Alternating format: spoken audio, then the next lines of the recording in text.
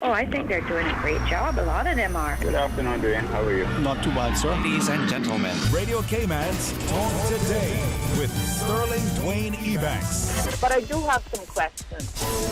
There are more questions than answers. Radio Cayman's Talk Today.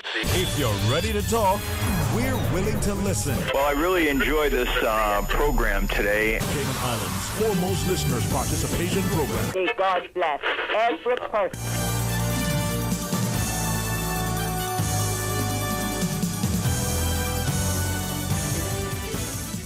Hey, good afternoon and welcome. Thank you so much for joining us. It's another magnificent Monday as we invite you to be a part of a discussion. It's going to be open line. We're not going to get in trouble. We're going to just share and share like. We're going to speak to the issues. We're going to invite you to participate. We're going to be reminded of the land in which we live. Stay tuned for Talk Today. Talk Today is brought to you by Subway, open 24 hours in Countryside, Anderson Square in Georgetown, and Centennial Towers in West Bay. And by the Ministry of District Administration, Tourism and Transport. Explore your history, explore your land, explore your sister islands. MedLab in Smith Road Plaza, your complete medical laboratory solution. Call 949-7331. And Savannah Pharmacy in Countryside Shopping Village, convenient opening hours including Sundays and holidays. Radio Cayman's Talk Today, the Cayman Islands' foremost listeners participation program.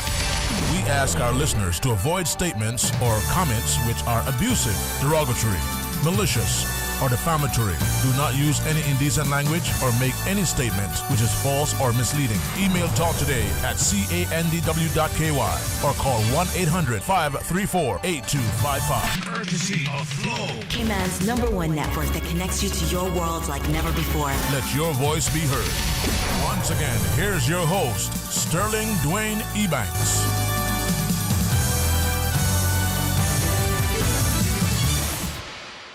Welcome back. Thank you for joining us. It's going to be open line 949-8037, 949-6990. I want to share with you a couple of things that have been shared with me and like with most of us potentially, whether formally, informally, whether directly or indirectly, or whether because you were invited to sit at the table, or whether just by default you happen to be in the room, or otherwise. But let's hear from you first as we go straight to the phones. Hey, welcome. Good afternoon. Thank you for calling. Good evening, Mr. Sterling. How are you this new brand week? I am, thank God, very, very excellent. Healthy, surrounded by good people, living in a great place, and hopefully surrounded by courageous people who stand on principle. Thank you very much. I like that. But unfortunately, bus your bubble is not working our way to our advantage. But I was calling you back today to find out if you found out anything about these little big shell cockroach cars that they got driving on the road. Any insurance to them? Okay, well, to answer you first, let me ask a question. Have you made any inquiries beyond a phone call to the public talk shows? Have you done anything else? Have you personally done anything? No, but Mr. Sterling, no, you're getting paid through that, I think. No. The reason why I ask, is, and I say this to you because you and I have shared privately and you have shared publicly, because you are a man of great courage and conviction, and because of, a man of your generation, you stand in the gap. A man of your personal conviction and persuasion, you stand in the gap. And the reason why I'm saying that is that I'm asking us as people to stop throwing the ball in somebody else's court and take the thing there ourselves, right? So you inspire us, and despite, as you have shared publicly, that listen, you are on the back nine, right? You've seen, the days ahead, and you're wondering what we who come behind will do. So my understanding, to answer your question directly now, is that they are licensed and insured and duly authorized to be on the roads. But like you, there are many who question, how did that come about? Who's behind it and why? And does it add to the tourism product, as intended, and all these things, right? So tell us directly now your concerns. Yeah, no, you said they were insured. Are they unlicensed? You said they're licensed and insured. So, like you said, I'm on the back burner now. I'm down. I went up the mountain already, and I'm going back down now for the final run. So I leave it all up to the younger ones. But I don't understand, and you just said a big question there. How could they get insured? I thought there had to be something reliable, and them little things that I see really not reliable. And remember a few weeks ago I called you and I spoke and I said somebody going to soon get killed, and it happened down on West Bay Road. Remember I called that scene didn't tell you? You and it happened. Yeah, you did. So did a lot of other people. But the reason why I asked you at the outset about, picking the ball up and carrying it is because I hope people appreciate that it's not anything other than the fact that sometimes, when we carry the water ourselves, we value every drop. But we like people to back water for us, right? And because you being who you are, and as you shared publicly relative to your other endeavors, including being a police officer and the like, it is now time for us to stand in the gap even more than before, right?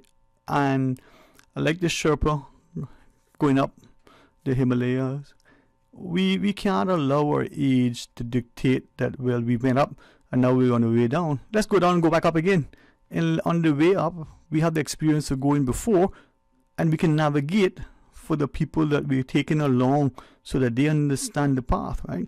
Take fishing, for instance, right? You remember in the North Sound, we had the leak, and the big vessels could come in there without the dredging because the seafarers understood and respected the environment, and they were patient to wait for the tides. But unlike the stupidity of today, where we go in with a bulldozer and we clear every tree on the land, we dredge every coral head, and we do everything to displace all and sunder, and we expect for it to be better when we destroy it. You can't ring the bell anymore. You can't unknow. You can forget, consciously try to, but you can't unknow. Sterling, very good statement. But when you can't carry the water no more because you carry the water so much, and everybody drunk it and you didn't drink it, I don't have the strength no more to back it. So that's why you give it to the younger one. But you answered the question. So you said they are licensed and they insured. Is that what you said? I said that is indeed my understanding. All right. Okay. I only did, what perhaps would be permitted in a sense. I am not privy to the company. I'm not part of it. I'll even try to refrain from saying that perhaps it was alleged that there were political overtures to ensure that, like that, what do you call them? Oversized cockroaches, right? That somebody said looked like a little child pram that you had pushed, at the amusement parks. But like them and like the little electric things that, our children used to ride on the roads that we told, hey, listen, don't do that. That's dangerous. The police apparently in the day would say, no, that's an offense. You can't put them on the road because that's an offense. Now they're duly authorized to go on the road. In fact, it's a business. But we gathered that in the UK, they're now, these e-scooters or whatever they're called, they're not allowed on certain roads in the UK because of the potential danger. The question is, to what extent, in us being, business friendly and, hospitable and accommodating, are we putting ourselves, as you and many have shared, at risk of being liable for something that may happen, or potentially putting people's lives at risk, as we've sadly seen? Remember those things that I think they were called Segway or something that you stand up on and you run around in, right? That fella, Kevin James, did a movie where he was a mall cop and he was riding around on one. Remember somebody fell from that one time? There was concerns about the safety. Couple of people fell from it. Yeah. Several people fell, but anyhow, Mr. Sterling, the question still remains, and you said part of it, so I'll finish it. I wonder who owns them, and it is not who know me no more, you know. It's who I know now. It's who I know now, because I will watch and pray. I will watch and pray. Yes, sir. Yes, sir. And I pray that they won't have any more accidents, but I know that I'm wrong, but I'm still saying... No. Pray for rain and be so in faith that you go out with your umbrella. So pray fervently, my friend. Thank you, right? Thank you. All right, blessings. Let's take this call. Hey, welcome. Good afternoon. Thanks for calling. Hello, good afternoon. Afternoon, Sterling. How are you doing? Hey, familiar voice with an insightful thought. Good afternoon, man. How are you? Not doing too bad, giving thanks. Amen, brother. Amen. Listen, quickly, I just want to, obviously, I'll just touch briefly on what Mr. George talked about just now, and I think it's important that we get a handle of these electric scooters and bicycles and all these things so that we have a proper, outline on how they supposed to participate in on our very busy roads, because we've already seen a death this year as a result of someone. Now, I don't know the details. Again, I won't speculate, but right. I'm saying we need to get a grip on what's happening, because we just can't expect it to police itself and manage itself and regulate itself, and it has to be some sort of procedure moving forward, right? Second thing I want to talk about is a press release that just came out from the ex-Minister of Finance and Deputy Premier, and there is something that in that particular press release that's very concerning to me.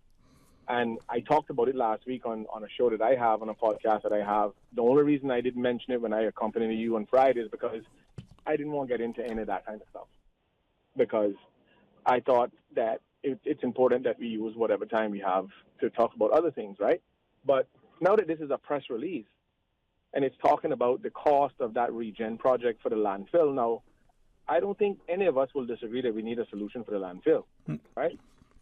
But we also need to be very mindful of what that cost is, and if we're getting value for money, and who's gonna be stuck with the bill. Now, I know 5 years ago when that project was first awarded to the company that has it now, I'm gonna do my very best not to call names.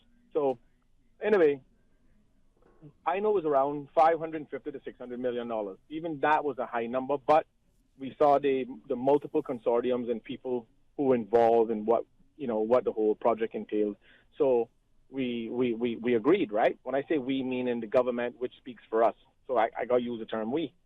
Now, the ex-deputy premier and ex-minister of finance, who had a front row seat to all of the numbers since the signing of the initial contract, is alluding to the fact that it's closer to $2 billion now. And I'm saying to myself, well, I want to know, one, how did they get to $2 billion, which means the terms of conditions in the original contract must have changed. And two, is this government now currently aligned with the idea of signing off on this project without taking a stronger look, as was suggested by the ex-deputy premier and minister of finance? And I think now we're starting to see a better picture as to why the fallout of this government actually really happened. Because I don't think they were all aligned on a lot of these projects that are now seemingly going to be costing future generations their livelihoods in order to repay. And I'm not signing and I'm not subscribing to that. So I beg the government to clarify and make sure that they be very careful on how they address the public when it comes to the public purse and the ability of the public to be able to pay back for something now for 25 years that we're not getting value for money. So right now, I just need to be very, very clear on what's going on, because now the premier was on OC show this morning talking foolishness about fairness and bullying, but he never mentioned anything about a project almost quadrupling in numbers, and we seem to be okay with it. But if I may ask, right, and just at inception, we heard initially, however decades or years ago, maybe it was a $20 million project, and then within the last administration or two, it might have been $60 million, then it was $100 million, then at some point it was tethering between $500 million and $600 million. Right? That's my recollection from discussions here in the studio with guests. Is that yours as well? Well, yeah, and I'll go a step further, Sterling. At Yeah. one point, I heard that the organization that won the bid now would have done it for free. In exchange, well, yeah, free. No, Yeah. listen. The bottom line was that they were willing to do it with no money out of the government pocket because there was a lot of things hinging on that deal. However, it still doesn't change the fact that they were willing to do it for free. Right. I mean, No dollars and cents. remember, yeah. No, go ahead. No. And as I listen to you, I'm asking this because just like Mr. George just prior asked me a question, well, it's for you to find out.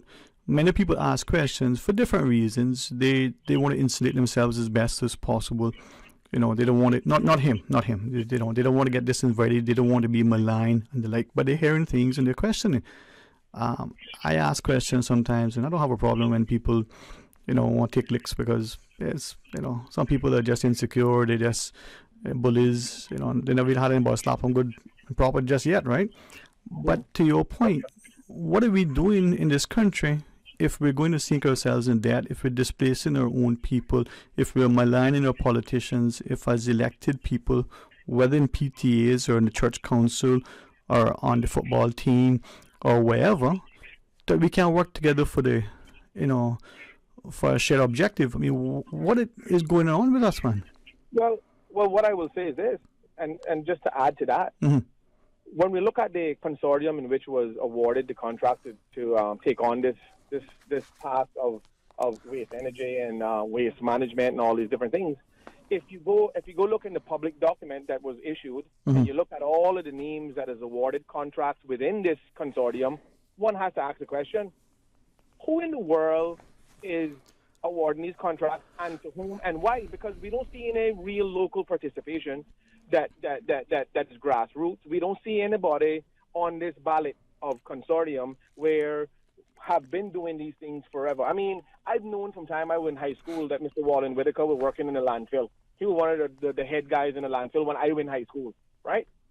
How is it that somebody that has that amount of intimate knowledge of the landfill is somehow not even involved with the planning structure of a solution moving forward? Right. These are the questions I got to ask. Because we see people recycling metal, being paid to move metal and selling it on the open market, and we're not benefiting from it. How is it that our government got to a point where all of the things that are going to be done by this consortium could have easily been done by the existing institution once they had tightened up their belt and made sure that the methodology moving forward was conducive and affordable and something that we can do in our island on our own? And I don't know for the life of me why we've always developed this mentality that we need somebody else to tell us how to do it, but yet then they employ us or the people around us to go out and do the very same thing. I don't understand that. Well, let's ask, at what point are we going to not only demand that we are given, even on a simplest scale, parent-child relationship, more responsibility, but in exchange for greater accountability? So we want the autonomy, but when are we also going to look within and recognize that there are behaviors, there are actors that need either A, some level of guidance and instructions, or B, some level of correction, right? And as you're sharing that, how many times have things transpired where money is spent from by the government of the day, and there is an outcry by some members of the public that, well, we didn't really get value for money for it. Remember not long ago, allegedly, out of every dollar that was spent by a government, perhaps 50 to 70 cents of it may not have necessarily been the most beneficial. So if that isn't a perception, or at the very least an allegation, what are we doing to address it? Well, here's what I was saying to address it. Let me just make this abundantly clear to everybody who's listening, is that under no circumstances will the people of these islands sit down and lay down and play dead for an almost $2 billion project. They're going to be saddling everybody and generations to come with that debt without us asking questions and getting answers. So here's what we're saying right now to the past government. You all not signing no final agreement with no consortium that has quadrupled the price of something that was originally a few $100 million. Now all of a sudden it's close to $2 billion. We are not standing for that. So under no circumstances are we in agreement with that. And if we have to have a referendum to stop it, that's exactly what's going to happen. They need to retender that document. They need to put it back out so we can get better value for money. Right. And all of the people who are sitting down getting fat off of the consortium checks that they're making in that landfill now, want to just understand that we coming to stop that project, because it's not that we don't need the project and that we don't want the project. We just not willing to spend 10 generations down the road, livelihoods, trying to accomplish it. Clean and simple. So can I ask you, right? And as you sat here as a guest sometimes and shared, as you've called in, many times people refuse to hear what's being said because of who's saying it. You take husband and wife and they're arguing, one doesn't want to listen to the other because they have a heated difference of opinion on something else. So we do that on a personal level, we do it on the sort of public level. I don't want to hear that from him, he's not on my account. So let me ask them, with that in mind, we now have the Deputy Premier, I hope you forgive me, and hope the current Deputy Premier, Mr. Saunders, as a former deputy, issuing something and saying, hey, there's an issue and this is part of the difference of opinion, right? That's pretty much in the public domain now as much as possible. By the end of the show, everybody under the sun who needed to see it would have seen it, right? Right. So if that is an allegation, and I said that carefully, that is being made, why isn't there a forthright response from government, political, and unappointed? And then, yes? No, I just want to make this point right quick before you go any further. Yes. That's not an allegation, Sterling. That is a statement from the former Minister of Finance and the former Deputy Premier. He didn't mince his words. He didn't say anything. That is a statement, not an allegation. He said the last numbers I've seen, I was not comfortable with because the numbers had risen so high from the original contract. So right. Please, let's not speculate on what it was. It was a statement by the former Deputy Premier that's not even been gone more than a week yet. Right. Now I get what you're saying, and I just use it, allegedly. But you are right. He put that statement out. So those with the legal mind would see my reason for word choice. But well, given, I don't think. Yeah. Okay. Fair enough. Now, given that, and then he is still an elected member of Parliament. That's right. And where is the now courage, wherewithal, whether it's a political maneuver, whether it's a conscience, whatever the thing is, right? That as a country and as voters, we say, but wait a minute, government, we don't matter who you're doing, what we're doing. We like this thing, but we don't like it this way. We don't think it needs to be that costly or this time. With the greatest of respect to the voters, where are we, like you now, saying, well, let's get some answers to everything? We saw it with the port project where initially it was a couple of dollars and then it was a couple of hundred, and then I say this not hopefully to remind people, yeah, you one of them too. When I looked at the numbers and said, but this looked like $1 billion project, and then when you added in the other things, then it became even potentially more expensive, right? Just the financial outlay and the cost. I didn't say that with any inside knowledge. That was just taking the numbers that were presented, 50 million to potentially move a wreck or a reef, 300 million getting up here, $500 million there. You just add up 5 and 3 and you get 8, right? Yeah. So where are we as voters becoming involved and informed like you and asking questions like you publicly to try to get a better insight and, edification? I mean, where are we, the voters? Because I don't see enough of us publicly asking questions and demanding answers. Well, all I can tell you is this, right? Is that if we continue to see the reckless behavior by governments in regards to the public purse, I know that months ago there was a discussion or there was some sort of negotiation with buying the lot of land off a spot called Mariners Cove, where Mariners Cove used to be, right? That washed into the middle of the street during Hurricane Ivan, right? Right. I know that land had a lot of difficulty being sold simply because I don't think you can get any insurance for that land if you built anything on it. Now, I heard that the government were trying to buy it. In fact, from what I understand, and I'm filing FOI because I need to know, right? Uh-huh. Number one, why are we buying our land? And number two, what we paid for it? Because we need to know. But right?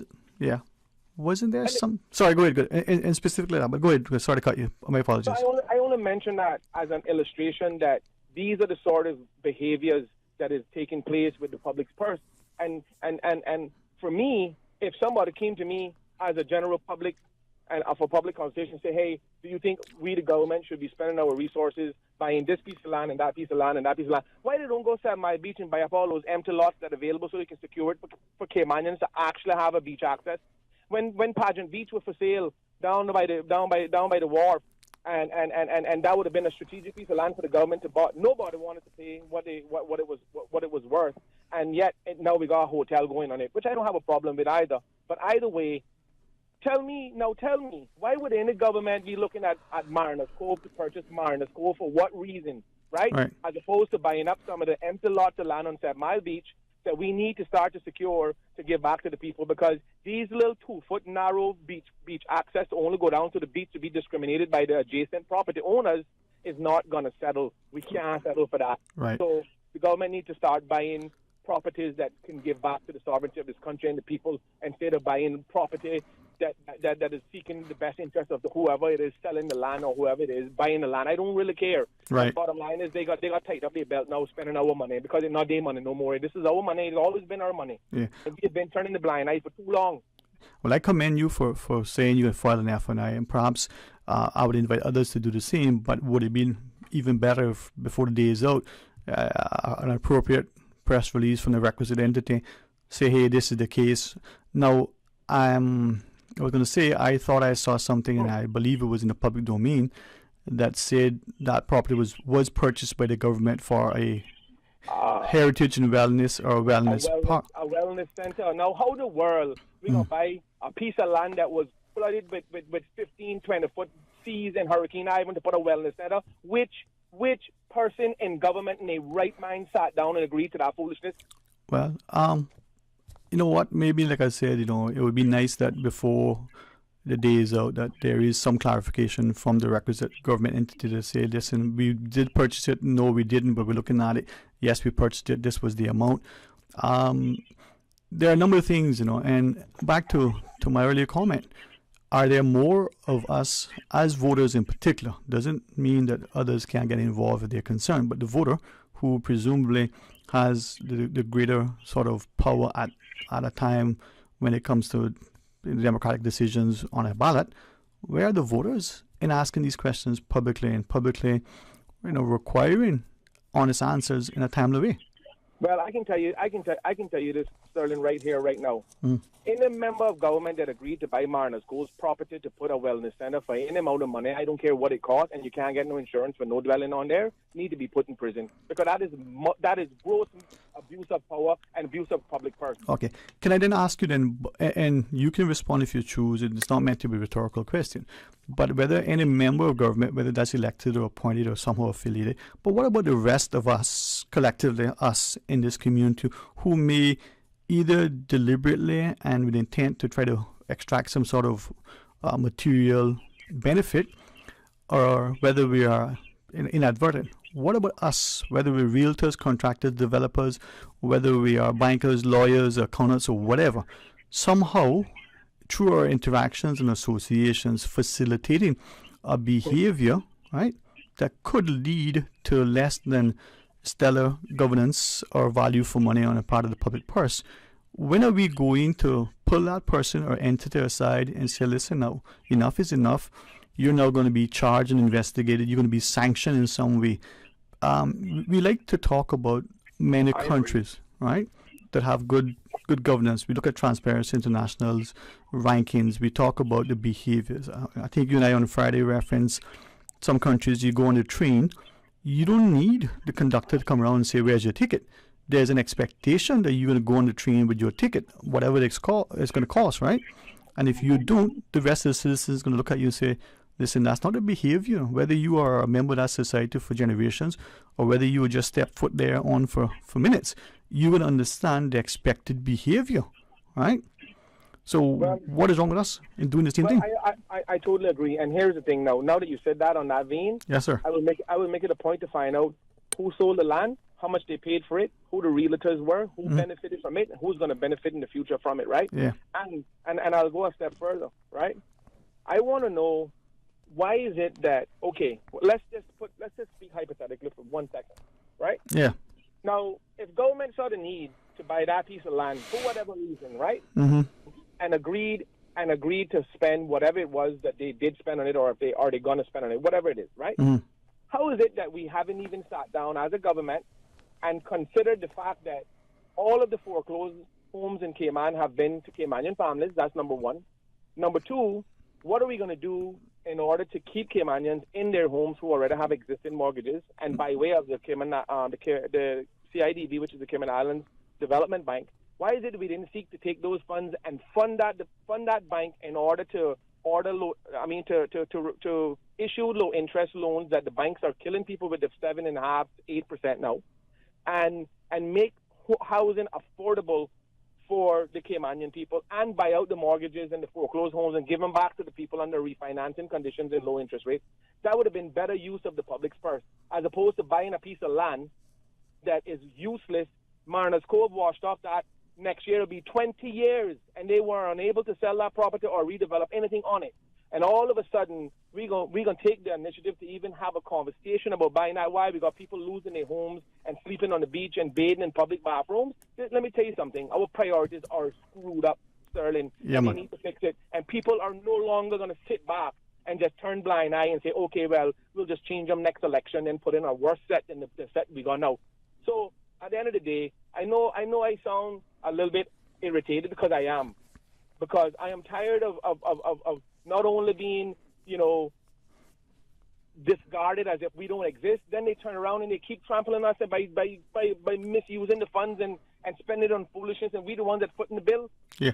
Can I have no more. Yeah, can I maybe not asking you to respond now? I would invite you to maybe hold off for a second. But just a question, and it's not meant to be rhetorical, okay?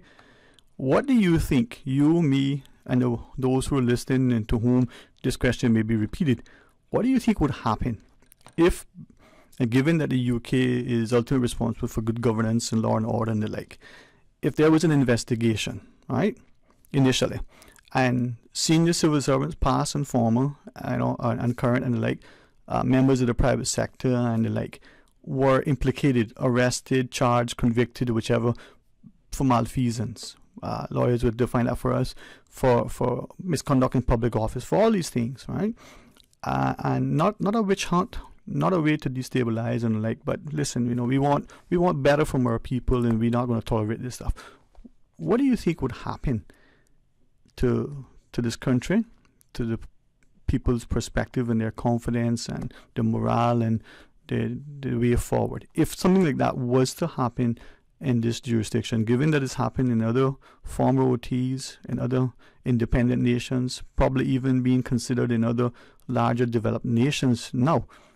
What do you wonder what that would look like in this country if that happened? You know something, Sterling. It's funny you say that, because let me tell you something. You have people living in worse conditions than what you just alluded to, right? Right now, as we sit here on this phone, and you on the radio station, yes, sir. There are people that are living in deplorable conditions right now. And understand this, right? The only people that are going to be concerned about that image is those who are reaping the benefits from this economy right now. Right. Those are the only people, right? And sometimes, in order to be in a better place, you got to hit rock bottom and be at the bitter bad, because there's only one way from the bottom, and that's up. So sometimes, in order to get that replenishment that we seek, we must endure all of the consequences that come with it. So if there is some sort of reputation that we may have to get or may receive because we have made a political change in this country for the better, then that is just the cost that we have to pay. Because I can assure you what's not going to change. Cayman is going to still be a desirable destination for tourism, and Cayman is going to remain being a desirable location for people with their offshore investment, because of the financial service industry and what it provides. So we don't need to worry about them going anywhere. We just got to worry about those who benefit in fear of losing grip of the systematic failure system that only seek to benefit them and not the people who are already suffering. Because if you take a poll right now, 90% of the living public in Cayman that is Caymanian is suffering. So I don't need nobody to rip off some scaremongering story that if we go this route, it's gonna look bad on us. Listen, we already suffering. It already bad for most of us. So if the rest of them gotta be thrown into the mix of it, so for a period of time before we get better, then that's the cost that we're gonna have to pay. But we cannot sustain what is transpiring right now. We can't do it, Sterling. We can't do it. Yeah. I know I go to the supermarket every single day of my life, and I see people who are struggling every day of my life, and I'm telling you, not getting any better. But what they're doing, they're talking about buying land that's useless and spending 1.9 billion. Listen, they make that cruise ship berthing facility look like a Hot Wheel car in a Matchbox setting. Well, I'm hoping that at the very least, that no matter how we may perceive the messenger, that at the very least we're willing to listen to what is said. And when we disagree on merit and it's constructive. When we agree because we can bring something tangible to support, and not just because we see potentially the political expedience and convenience and economic benefit of aligning. That may to some people sound naive, but it's about time that we do the right thing because it's the right thing to do, and maybe exercise restraint because that we're told that sometimes is the greatest demonstration of power. I appreciate what you're sharing. Any quick final thoughts, my friend?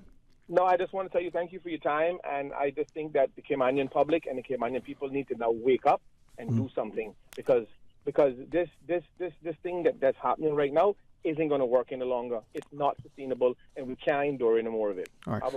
Thank you, my friend. Thanks for sharing. And as we go into the break, perhaps others can call in, and it doesn't mean that because we disagree that we need to be vitriolic. It doesn't mean that we agree that necessarily, it's about just a consensus. It's about a positive, step in the right direction. Join us after the break. For medical lab services in Cayman, go straight to MedLab. For a full range of medical services, pleasant, clean and comfortable environment, no long lines and affordable fees, visit MedLab at the Smith Road Plaza. Open Monday to Friday, 8:30 a.m. to 5 p.m. and half day on Saturdays. Call 949-7331 to make your appointment. For medical lab services in Cayman, MedLab. When you're craving something big, something tasty that gives you that lip-smacking satisfaction, something that hits the spot, there is nothing better than a footlong from Subway. It's pretty tasty. Filling and full of flavor. Try our new sweet onion steak teriyaki with a twist. Or the classic chicken teriyaki. Top it with green pepper, onions, cheese, and that sweet onion teriyaki sauce. All piled on your favorite artisanal bread. Satisfy that craving with a footlong from Subway. Fresh, delicious, tasty, meaty. Let's make it a meal with a drink, chips, and cookies. There is nothing better than a footlong from Subway.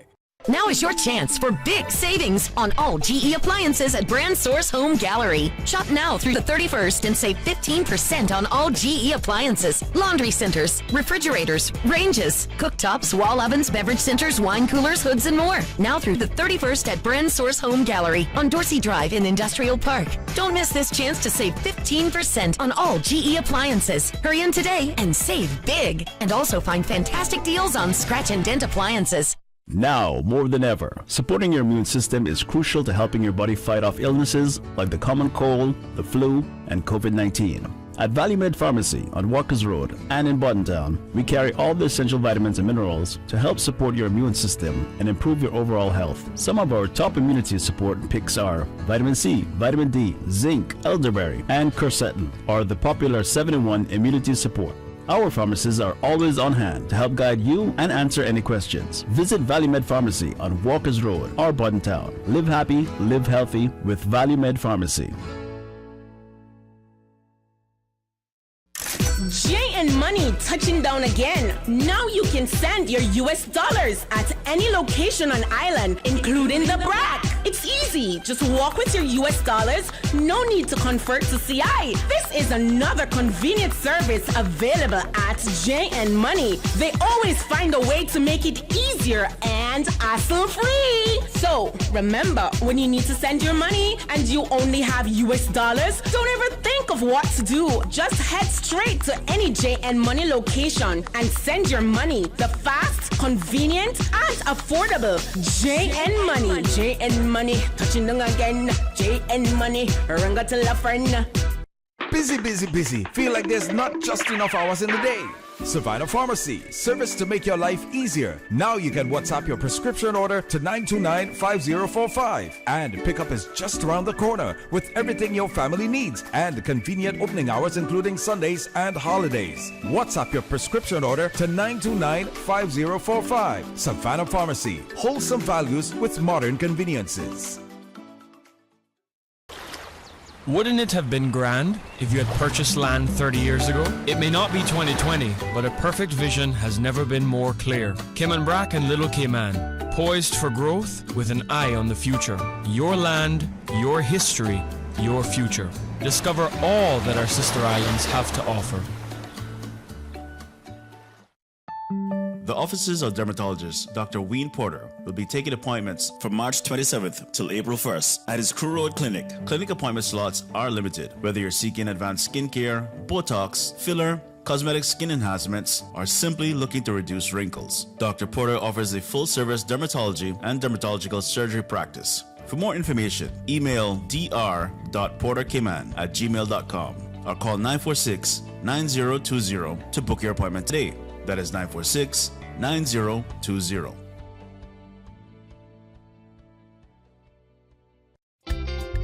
For medical lab services in Cayman, go straight to MedLab. For a full range of medical services, pleasant, clean and comfortable environment, no long lines and affordable fees, visit MedLab at the Smith Road Plaza. Open Monday to Friday, 8:30 a.m. to 5 p.m. and half day on Saturdays. Call 949-7331 to make your appointment. For medical lab services in Cayman, MedLab. Follow Radio Cayman on Twitter. All the latest information, breaking news, community events, and more. Follow us at twitter.com/Radio Cayman. Today's biggest news. Radio Cayman. Your voice, your choice. Local, regional, international. This is Headlines from Radio Cayman's newsroom. Today's biggest news. The headline news is brought to you by Health Services Authority. Premier the Honourable Wayne Panton says he asked the now former Deputy Premier, Chris Saunders, to resign after concerns related to his conduct and, quote, disrespectful behaviour. When that resignation did not occur, Mr. Panton says he followed the process as outlined in the Constitution, which removed him from office. On Radio Commands for the Record today, the Premier also said the issue was not related to a reported conflict between Mr. Saunders and the Governor. In international headlines, the wind power industry today projects growth to rapidly accelerate this year, with incentives and policy changes in key nations helping to overcome factors that led to a slowdown in 2022. The Global Wind Energy Council in Brussels also cited concern about climate change, as well as secure energy supplies following Russia's invasion of Ukraine, for a fast growth outlook in its annual Global Wind Report. The International Trade Association projected 680 gigawatts of new onshore and offshore wind would be installed by 2027, enough to power about 657 million homes annually. Prince Harry and Elton John were in a London court today as the lawyer for a group of British tabloids prepared to ask a judge to toss the lawsuit they brought with several other high-profile people who allege phone tapping and other invasions of privacy. Prince Harry's presence at the High Court in London is a sign of the importance he attaches to the case, one of several lawsuits the Duke of Sussex has brought against the media. The hearing is expected to last about 4 days. Those are your headlines. I'm April Cummings. For the latest in news and information, follow Radio Cayman on social media, Facebook, Instagram, Twitter. Download the Radio Cayman app or log on to our website, radiocayman.gov.ky. The headline news are brought to you by Health Services Authority. When you have a sports or fitness-related injury, trust the expertise of the HSA Sports and Exercise Medicine Clinic to get you back in the game. Our internationally trained and certified physicians specialize in sports traumatology, sports medicine, pain management, and orthopedic surgery. For treatment of common injuries such as tendonitis, arthritis, tennis elbow, rotator cuff, or knee tears, schedule a consultation with the Sports and Exercise Medicine Clinic at Smith Road Medical Center by calling 949-8600 or visit hsa.ky for more information. Radio Cayman is pleased to feature this special Sister Islands historical vignette brought to you by the Ministry of District Administration and Lands. Explore your history, explore your land, explore your Sister Islands. Born in Creek, Cayman Brac on the 25th of September 1939, Henry Mansfield Connolly was the third of 8 children for Henry Kitchener and Olive Connolly. Following a 30-year career with National Bulk Carriers, he was one of few Brackers who worked with Cayman Energy Company doing the ship-to-ship oil transfers off the island in the 1980s. Following a medical injury, he retired from sea and started his own plumbing engineer company, C&H Plumbing, which he owned for 16 years. Prior to relocating to Grand Cayman, he was a volunteer in emergencies, assisting with the safety of the elderly in his district. Mr. Connolly was one of the original band members of the famous Brac Beach Boys, a member of the Sister Islands Veterans and Seamen Society, and also a member of the Seafarers Association on Grand Cayman. In 2003, he was one of 500 seamen medal honorees for their contribution to the Southwell years.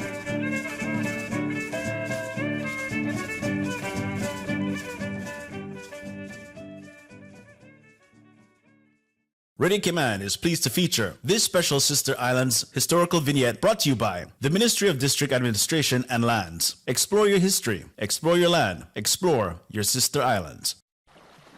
Explore your history, explore your land, explore your Sister Islands, the ultimate staycation experience. Your culture, your freedom, the land that time forgot isn't gone. It's your Sister Islands. Discover all that our Sister Islands have to offer. Talk today. But I do have some questions.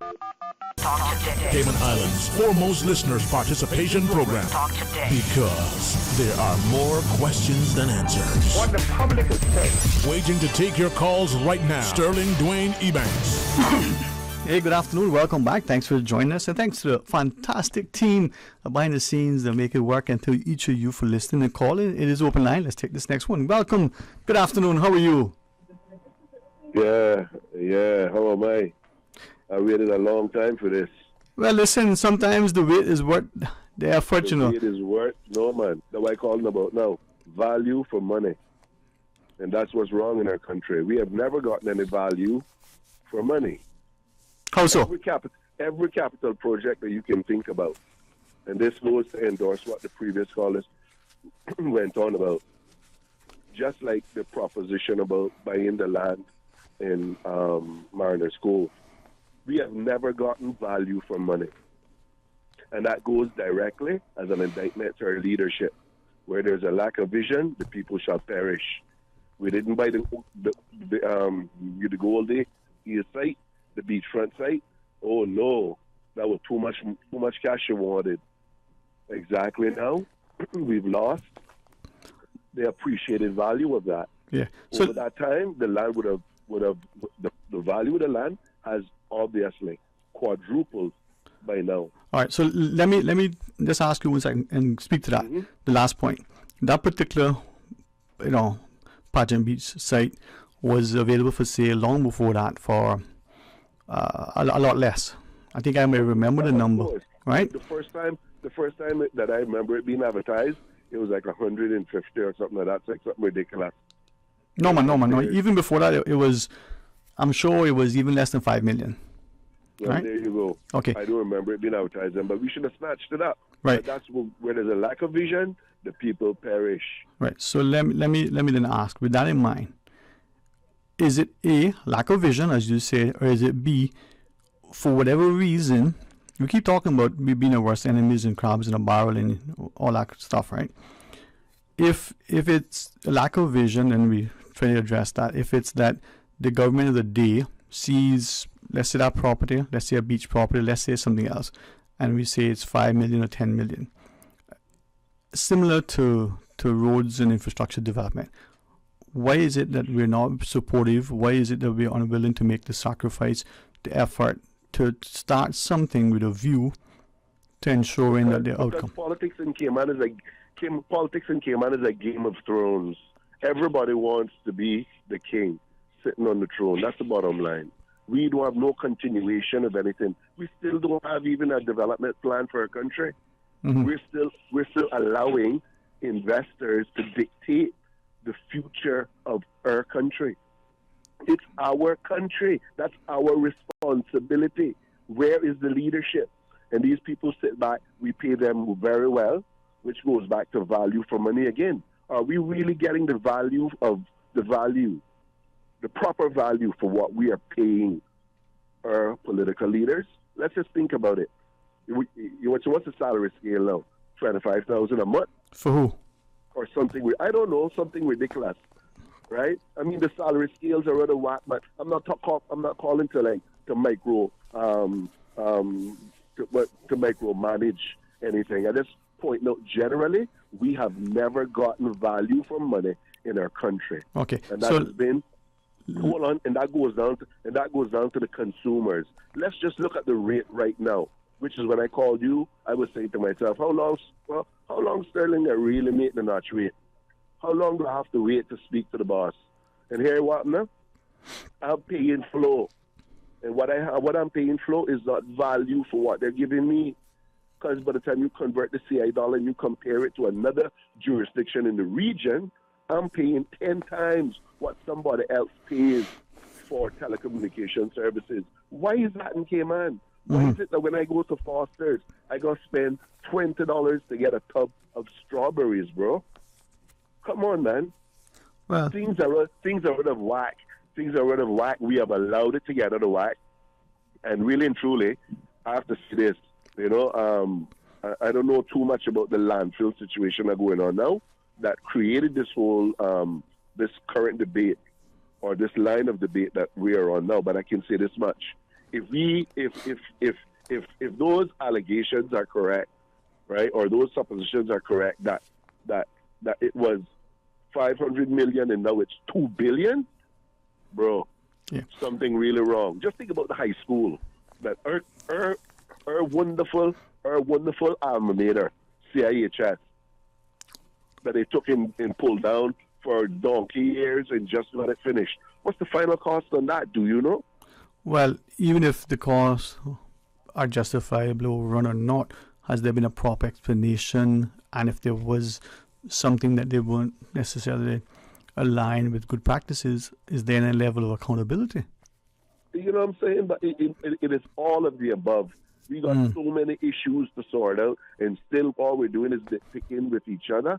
And like you said, the crabs in the barrel. Right. So let me ask you something, right? Thing going on in Cayman. With someone who is certainly comfortable in the public domain and sharing his perspective, do you answer the first one, but just be specific. I was going to ask you about value for money. You referenced that. You're sharing that from your perspective. You don't feel as an individual, whether it's in your consumer purchases or an expenditure in other ways, that you're getting value for money, and nor is the government at times getting value for money. And that was your perspective, right? Absolutely. Okay. It's not only my perspective. No. Listen, be in tune with our people. Right. Don't be like, I gotta give it, and I gotta go to talking about value for money again. There's a debate going on currently that we're having a referendum. Why are we having a referendum on gambling and smoking marijuana when the outcome of that referendum will not change the outcome or the behavior of the Cayman people who are smoking ganja and gambling anyway? Why are we spending the millions of dollars that it's taking to have that referendum when we're paying our political leaders good money for them to make a decision? You are in leadership, you should lead. Right. That's why we're paying you the money, bro. We're not paying you the money to come and throw the owners back for that. Yeah. And have this thing back and forth. Like we're not playing it. You're playing a game with people's lives. So all time. And it's, sadly, it's all a distraction. While we're doing this, the country is being taken over. The developers have come in, they're land banking, so we have a cost. We have a crisis. We have a housing crisis, right? I mean, it's just one problem that we're heaping on top of the next. Come on, man. I mean, when does it end? And worse, we have now an inexperienced government who it seems like are just privy to the same foolishness, and it's creating this real problem in the community. Why is nobody in Cayman calling about the cost of living? All right. And this is... Cost of living, of course, the cost of living is increasing all over the world. I'm not saying nay. But compare how it's increasing in Cayman to the rest of the world, and you will see that the cost of living in Cayman is actually out of whack with everywhere else. Right. We're still the most expensive destination, bro. Well, we certainly allow that mantra to be repeated, whether or not we seem to accept it without question. But go back to value for money. I have to apologize for my tone too, though, but No, man. Your tone is fine, man. Your tone is fine. Listen, I'm celebrating, God's willing, a birthday on Wednesday. And I've been talking about this from the time I was in middle school, bro. Yeah. Cayman Islands middle school, we were talking about this. Yeah. That'll be out of the 310 that God has promised me. Yeah. That will be 2 score out of my life that this has been the same topic. When does it change? Yeah. Before we die? So let me ask you then, right? And this is where individual accountability and responsibility come in, right? So with great respect, do you think as an individual, you specifically, right, do you offer value for money in your endeavors? And I want others who hear that ask the same question, right? Because personally, I can speak to say that I do. Yeah. If you're a painter or a plumber, or you're a lawyer, an accountant, or whatever it is that you do when you go to work, or you're the sole proprietor, or whatever it is, do you give your best? Do you give your clientele value for money, right? And how many of us are prepared to give a 6 for a 9? Like you're absolutely right. Like I tell people all the time, I tell people all the time when they come and give me a justification for their iniquity work, for them being the substantive work, not only the slaves of usury, but actually the slave masters, the same usury that they're victims of. And I say to them, I was born in the night. I wasn't born last night. Right. So I leave that with every individual to have to figure out for themselves. Right. And I'll point no fingers. We all know what's going on here. But one thing is for sure, right? When the fowls come home to roost, and they coming home to roost, my friend, one thing is for sure. We will not be around to stand up and say that the people that came here were allowed to do this without our consent. All right. So let me, silence. In saying that, right, let me ask you. We talk about when the fowls come to roost, but when are we going to act? When the rooster cut teeth? That's what I'm talking about. No. Rooster cut teeth. We're talking, well, there you go, it seems so. Yeah, okay. Like that's all the time. Yeah, so with that in mind, right, you talk about the high school and middle school and the hundreds of millions that we spend, some say waste as a country over the decades, right? And I know there are some of us who have been elected and appointed, some of us who have been actively engaged, who will feel offended when the question is asked, for whom are we developing? Who the cap fit, let them wear it. Right? So look at our population now, the number of people, the demographic, all these things, right?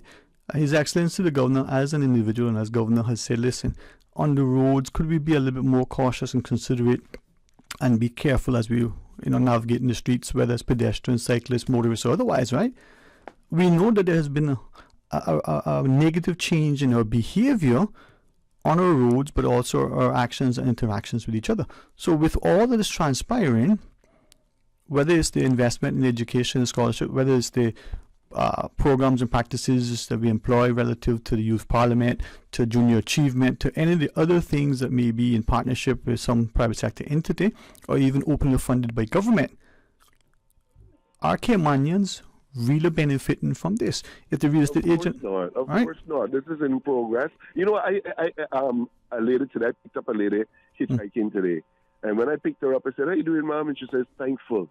And I said to her, "Are you really thankful?" And she says, "Yes." Well, I'm living in. I said, "Yeah, we're all thankful for that, but are you really thankful?" And this woman started to tear up. And she says, "I'm really not thankful because my electricity bill not paid and my current is off, right?" And I said to her, I said, well, it could be worse, right? And she says, "Actually, I think it is getting worse because I just got notified that I'm losing my job." And I just said to her, I says, "Well, how did you get to pay your mortgage and stuff?" And she said, "Son, I don't know. I just waiting on God to sort this out for me." Okay, I don't want you to This, you know something? Yeah.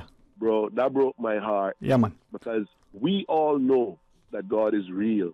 We all know that Amen. God exists Mhm. because we are here. We experience it every day. I'm breathing in his ear that he provided for me right now. But he didn't expect for us to sit down and be nothing but great. Grand Cayman is not so grand anymore. My grandmother Teresa Power told me that. Yeah. Let me ask you something. Without, if you can, Created, right? Sorry, without identifying the lady, her age, her ethnicity, her employer. Young Caymanian. Right? No. I wanted what industry?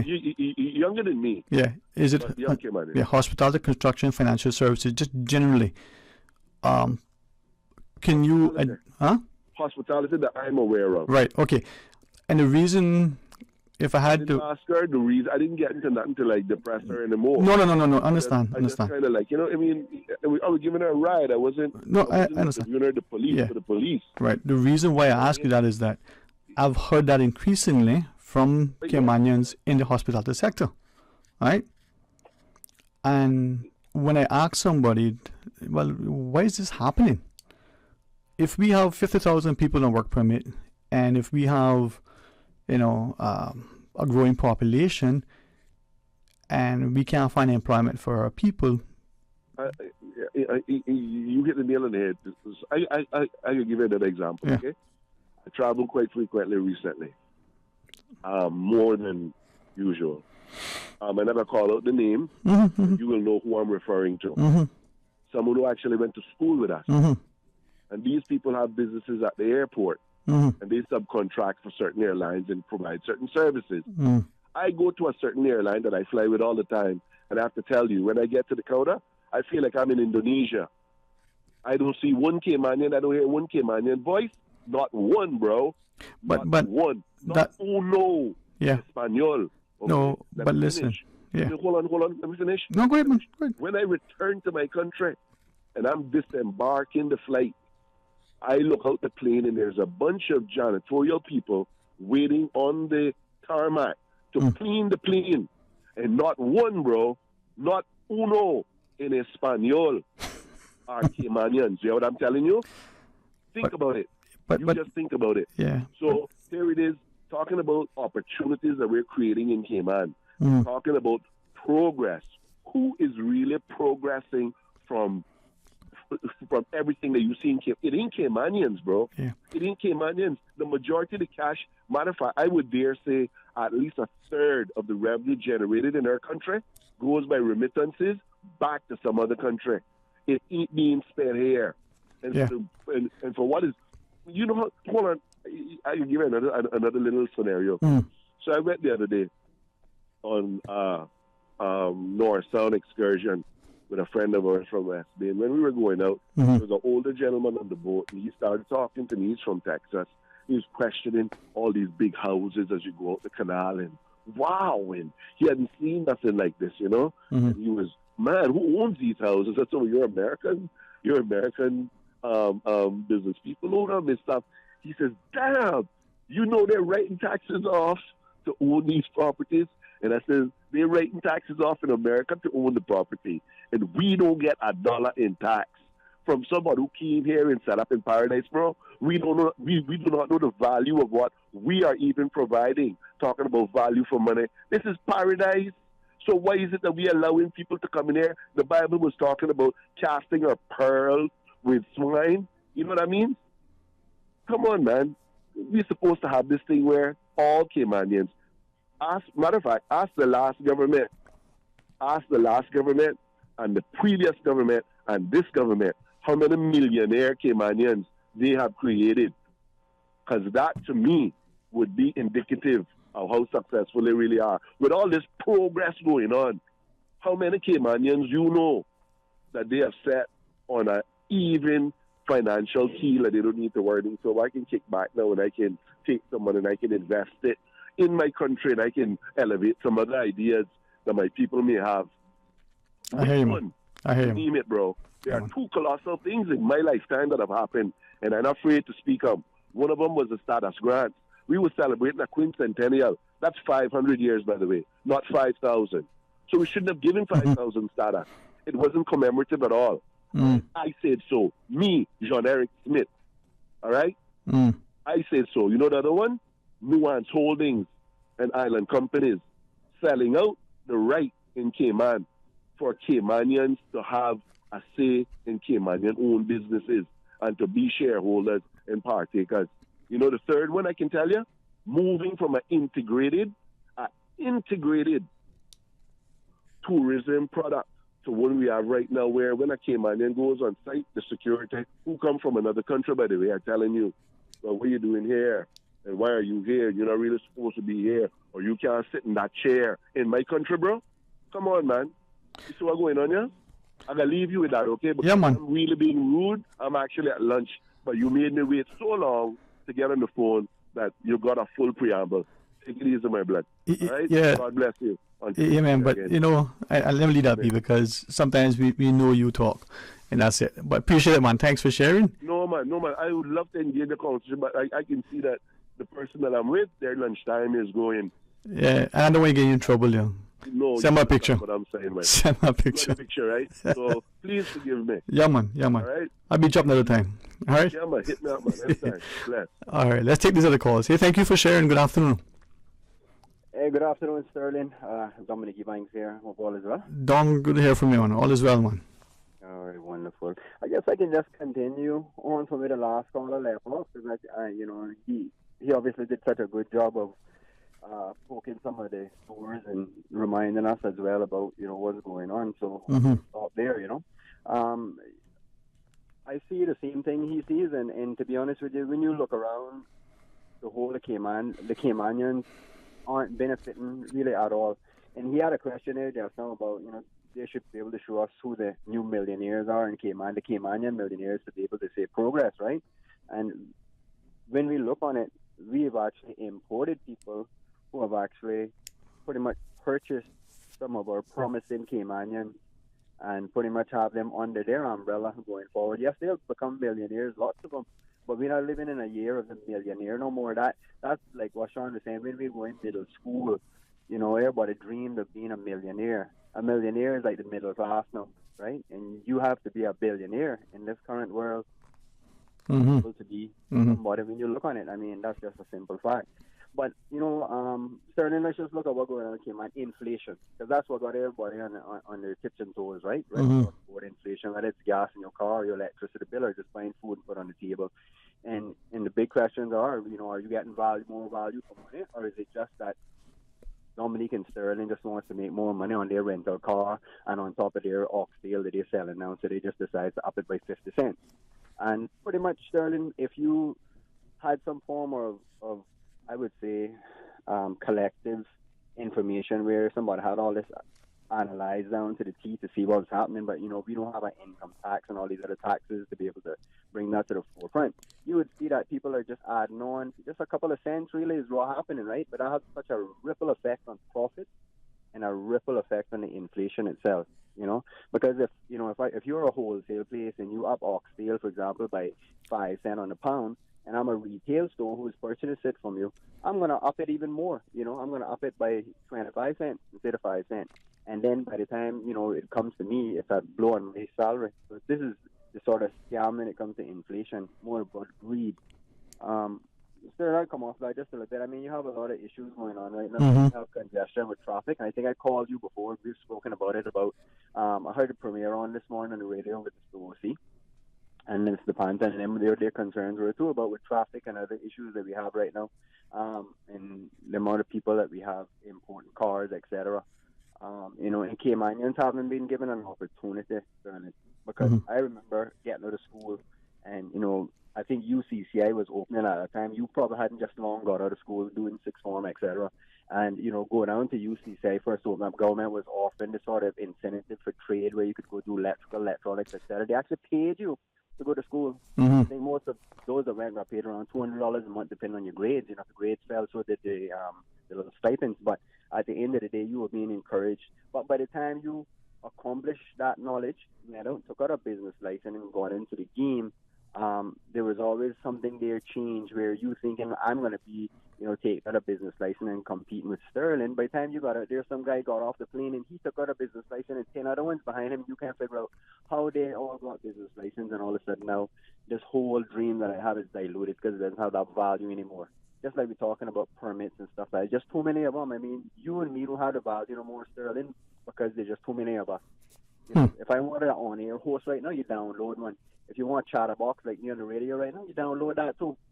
At the end of the day, Sterling, we need to do something, but we need to make the most out of this whole thing. We can't have all these people coming here and just like the last one I said, sending most of this money out of this country.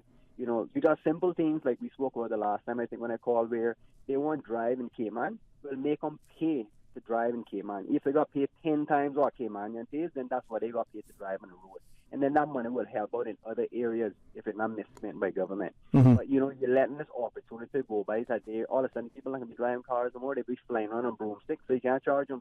So, grasp opportunities. And now we importing all these people. They're taking our jobs, $1,000 permit, taking away good jobs.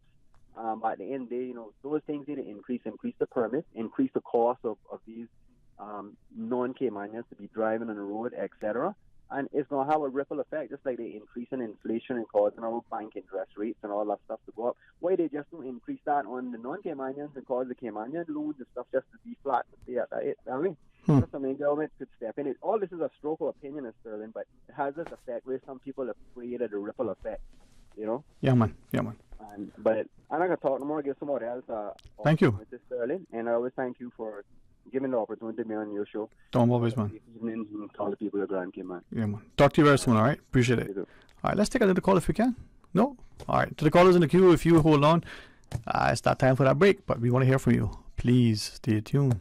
A caring and community spirit, cherished family and cultural values. These are some of the things that still embodies the Caymanian way of life in the Eastern Districts today. Savannah Pharmacy, your neighborhood pharmacy, located in Countryside Shopping Village, is delighted to offer products and services of real value. Whether it's catering to your family's medical needs or carrying apparel, gifts, and beauty products, Savannah Pharmacy provides you with more than just prescriptions. Remember, they're always just around the corner with everything your family needs and convenient opening hours, including Sundays and holidays. Savannah Pharmacy. For more information, call 946-3336. They say variety is the spice of life, and that's why at Subway we're introducing the new boneless hot sub. Say what? The premium sub brings new ingredients like spicy breaded boneless chicken, French's crispy fried onions, and buffalo wing sauce, bringing a zesty and flavorful experience with every bite. Add some of your favorite veggies, cheese, and ranch sauce of your choice of freshly baked bread for the ultimate boneless hot sub. For a little spice in your life, try the new boneless hot sub from Subway.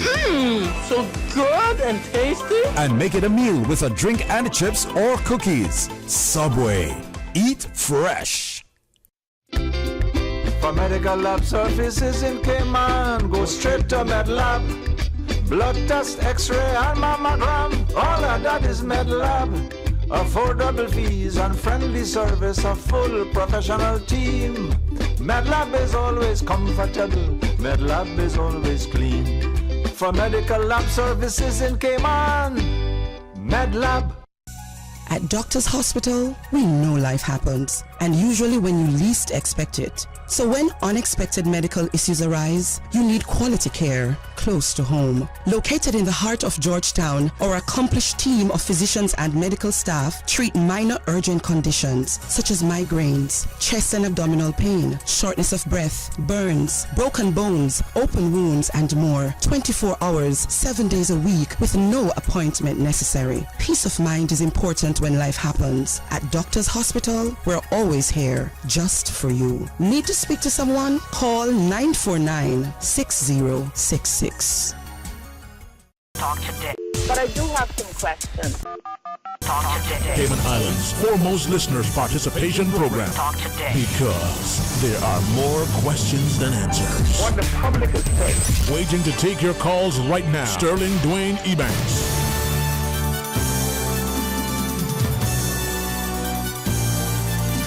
Hey, good afternoon. Welcome back. Thank you for joining us as we go straight to the phones. Welcome. Good afternoon.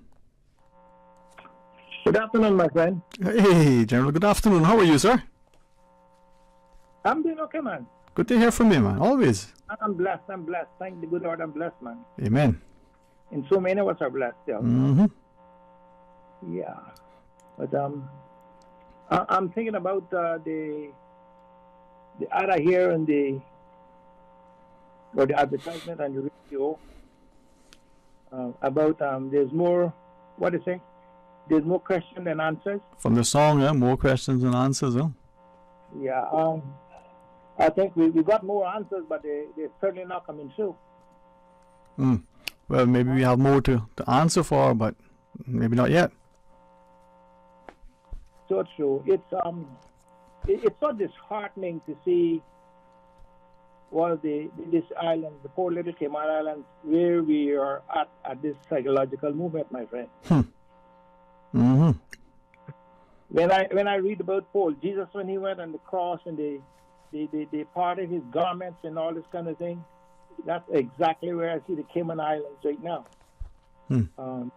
The glory of the Cayman Islands is money, and more money. Nothing else is important in this island. Morale, in my opinion, is at an all-time low.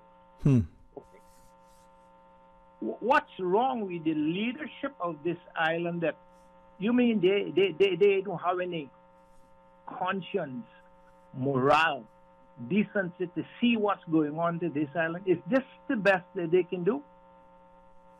Oh my God, what we want is what we got, and what we got is more than we want. Caymanians are so, what the Spaniards say, callao, means silent, keep your mouth shut. And these people come in here haywire and do as they see fit and challenge Caymanians out in any which way they want. Okay? You have a lot of people in this island under work permits. Some of them are working for a decent wage, and others are working for peanuts. Now, you can tell me it's not time, whether it's the Chamber of Commerce or whoever it may be, to look into a minimum wage for people of this island, regardless of what. You paying somebody, I understand, something like minimum wage $8, and some people is getting $4.50 and $5. How is that happening? Right? Look at what the banks are doing. They're about to raise interest rates again. $7.50 going like, another quarter or something. Interest rates are going up. Now, you or I that got a little savings, you're getting zero interest on top of your savings. If you go to draw money, they're going to charge you for it. So tell me something. In this little island, what in hell is going on that the authorities that be can't see that this is not right? May I ask a question, or not making a statement? Is this country run by some sort of a mob? What's going on in this little Cayman Island, my friend? Good question. And people are just shutting them out, not saying anything. You don't have to make allegations against anybody, but speak your mind. Speak what you see and what you feel. Right? Where are we going with this little island? All you can see, every corner is a building going up and this and that and the other, and the traffic is out of control. Saturday night, I must repeat myself again, I'm coming off of the bridge coming into West Bay. On the outer lane, instead of going off on the old West Bay Road, I have a right to continue and indicate going on to the Morgan Harbor Road. Sterling, it was seconds that came between myself and two cars had to be racing. When they shot across my front of my car, it was seconds. I'm saying this. You got the police force talk about we act and we this.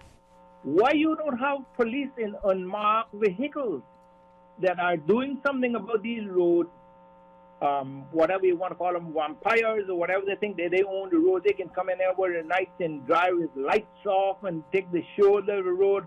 nothing is being done. Specifically, I would say so in my opinion, we have the wrong police in this island.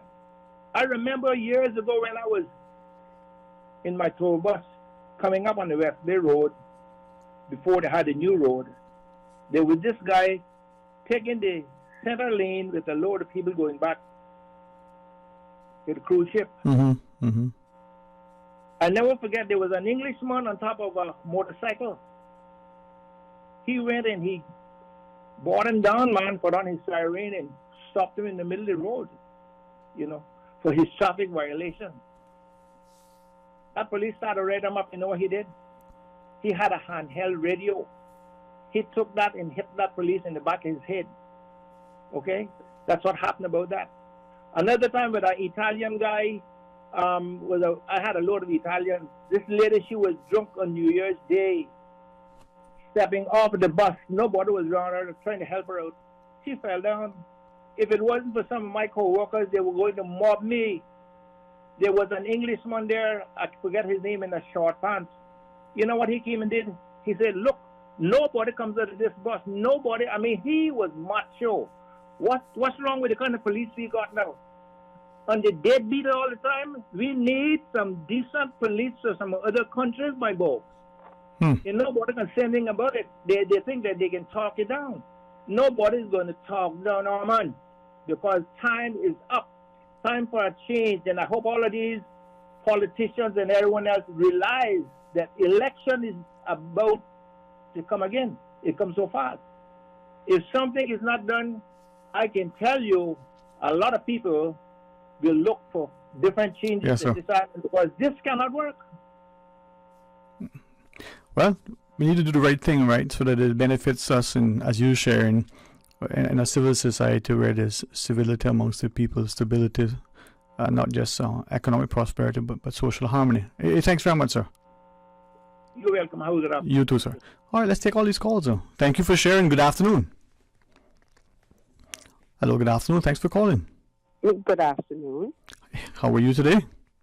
I'm very grateful. How are you? Oh, absolutely grateful. Thank God for health, presence of mind, and the freedom to speak. Yes, absolutely. Dwayne, I've been listening. And obviously, your show would never permit one to say everything they'd like to say. So I guess it's like the fruit on the tree. You got to decide which one you can pick. But, this has been on my mind for quite some time. I have voiced it publicly, privately, and I don't know if I've ever said it on your show before, so if I didn't, I guess today would be the first. We hear all of the complaints, we see all of the problems, and everyone is asking why. I don't claim to have the answer to everything, but I can tell you what I see as the main problem that is going on in Cayman. And I say this to my fellow Caymanians, those of us who vote. Please understand that the power is with you. But the problem that I have observed and continue to observe is, and I say this in the correct context, so there's no need for anyone to be offended. Our people are politically uneducated. That is why we keep ending up with the same old, same old. When people offer themselves to be your representative, do your homework, do your background checks. And you could like me, you could love me to death, but do a fair assessment of me and say, I love her to death. She's the sweetest person in the world, but I do not think she is the person for this job. Move on to the next person that you feel is capable of doing it. We have too much of this friend business. People getting elected because they smile the most. That is not the way it should work. And until we become a politically educated society, we are going to continue with the same. Someone mentioned just now when you said it about the development and the progress. What is not being understood here is that there is a loud message being sent by all. This progress and this development is not for you, the Caymanian. You are not even welcome here anymore. It is simply to remove us. That's the trend that I've been watching for quite some time. I listened to the Premier on the show this morning, and I heard him say something. I must say it surprised me, but then it didn't surprise me. Someone called in talking about building half or unfinished buildings and so on next to, I guess, residences or other properties.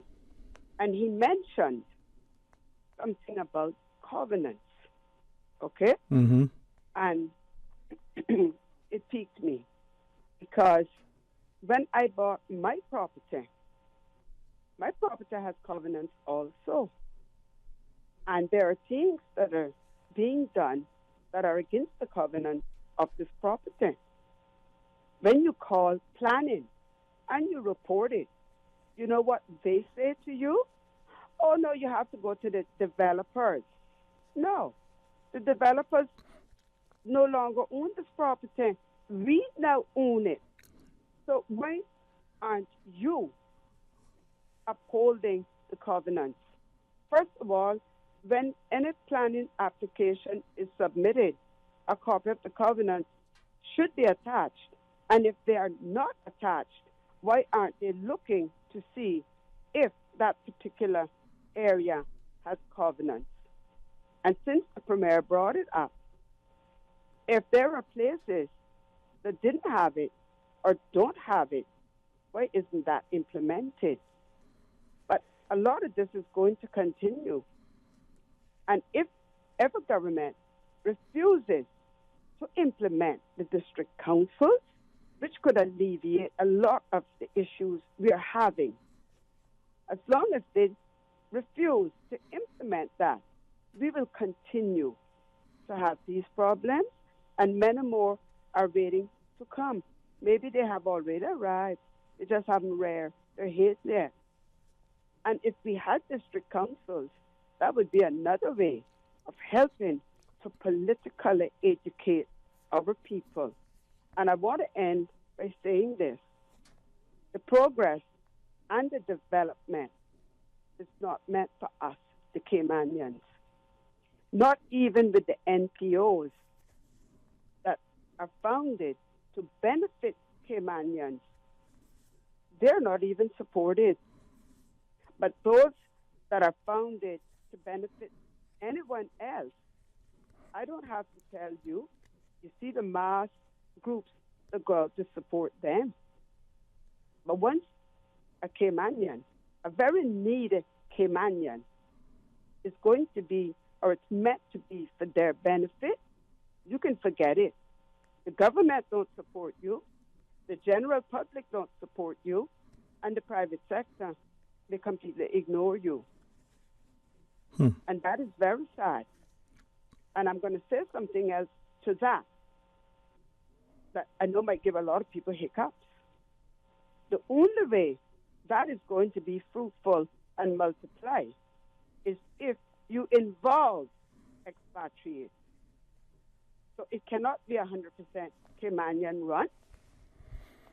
And the Caymanians that you're trying to help will not get any help unless you bring expatriates on board to be a part of the running. Unification, right? Bring us all together. Sorry? Unification, bring us all together with a shared interest. Well, that's not what I meant by what I said. Okay, I just want to make sure I understand you then. Okay, I was compounding what I said previously, that the island is not for us anymore. It's not being developed for us. The progress is not meant for us. Okay? So just, I think many would would agree with your comment. But just to make sure that I don't misunderstand, you're saying that with the district councils and with other things, if we don't involve the expatriate, then we're not getting the best out of it. Is that what you're sharing? No. I said two different things. Mm-hmm. I said we need the district council. Right. I didn't say what nationality or who they had to be. No, you didn't. Right. Okay. I merely said that without that, to help to educate the people politically and to identify the issues, well, I think the issues are identified, but there is a serious breakdown in communication to the government, the elected members. And if we had district councils, that could bridge that gap. Because I will be fair to say, no, perhaps they don't have time to speak to every single person in their constituency. But if they had a district council, they could certainly meet with the district council, because the district council would have been out in the field meeting with everyone else. And they could then speak on behalf of the constituents and the constituency. That was one part. The other bit where I said that unless you involve expatriates was when I spoke about in the instances of NPOs that are founded to assist needy Caymanians, whether it's with housing, health, whatever. So two different things. I'm not saying that we have to involve expatriates in the district councils. And I didn't say that we don't have to. Mm-hmm. But I don't see, and when I say expatriate, I'm not speaking about someone from another country who has Caymanian status, because according to the law, they're Caymanian. Mm-hmm. And we could have a whole different conversation about that another day, which could last for the rest of my life. But when I say expatriates, I mean people here who are only here on work permits that should only be here temporarily. So when I say expatriate, that's the category that I'm speaking about. And like I said, I say what I say respectfully, without any intention of offending anyone. But I'm going to end where I started. Until our people are educated politically, we will never have any change here. It saddens me when I have conversations with people, my Caymanian people, and they're oblivious to even how our government is run. I'm sure some of them have never sat down and read the Constitution. I would encourage every Caymanian to read that. Get a copy of it and read it. I don't expect everyone to understand every single word in it, but you can ask questions. And if you have a general knowledge of something, that's a start. And you can ask people that you know that can assist you with the parts you do not understand. Yeah, indeed. We're never too old to learn. True. And the day we assume we know it all is the day we confirm that we are damn fools. Yeah. Well, a very, very poignant, please. Thank you very much. And let's take this quick break. Take the callers when we come back. Please stay tuned. For medical lab services in Cayman, go straight to MedLab. For a full range of medical services, pleasant, clean and comfortable environment, no long lines and affordable fees, visit MedLab at the Smith Road Plaza. Open Monday to Friday, 8:30 a.m. to 5 p.m. and half day on Saturdays. Call 949-7331 to make your appointment. For medical lab services in Cayman, MedLab. Busy. Feel like there's not just enough hours in the day. Savannah Pharmacy, service to make your life easier. Now you can WhatsApp your prescription order to 929-5045. And pickup is just around the corner with everything your family needs and convenient opening hours including Sundays and holidays. WhatsApp your prescription order to 929-5045. Savannah Pharmacy, wholesome values with modern conveniences. Freedom, Kim and Brack. freedom, little Cayman. Soft breezes, blue waters, no traffic. Unwind and rejuvenate your mind, body, and soul. Sister Island Staycations, a taste of freedom. Discover all that our sister islands have to offer.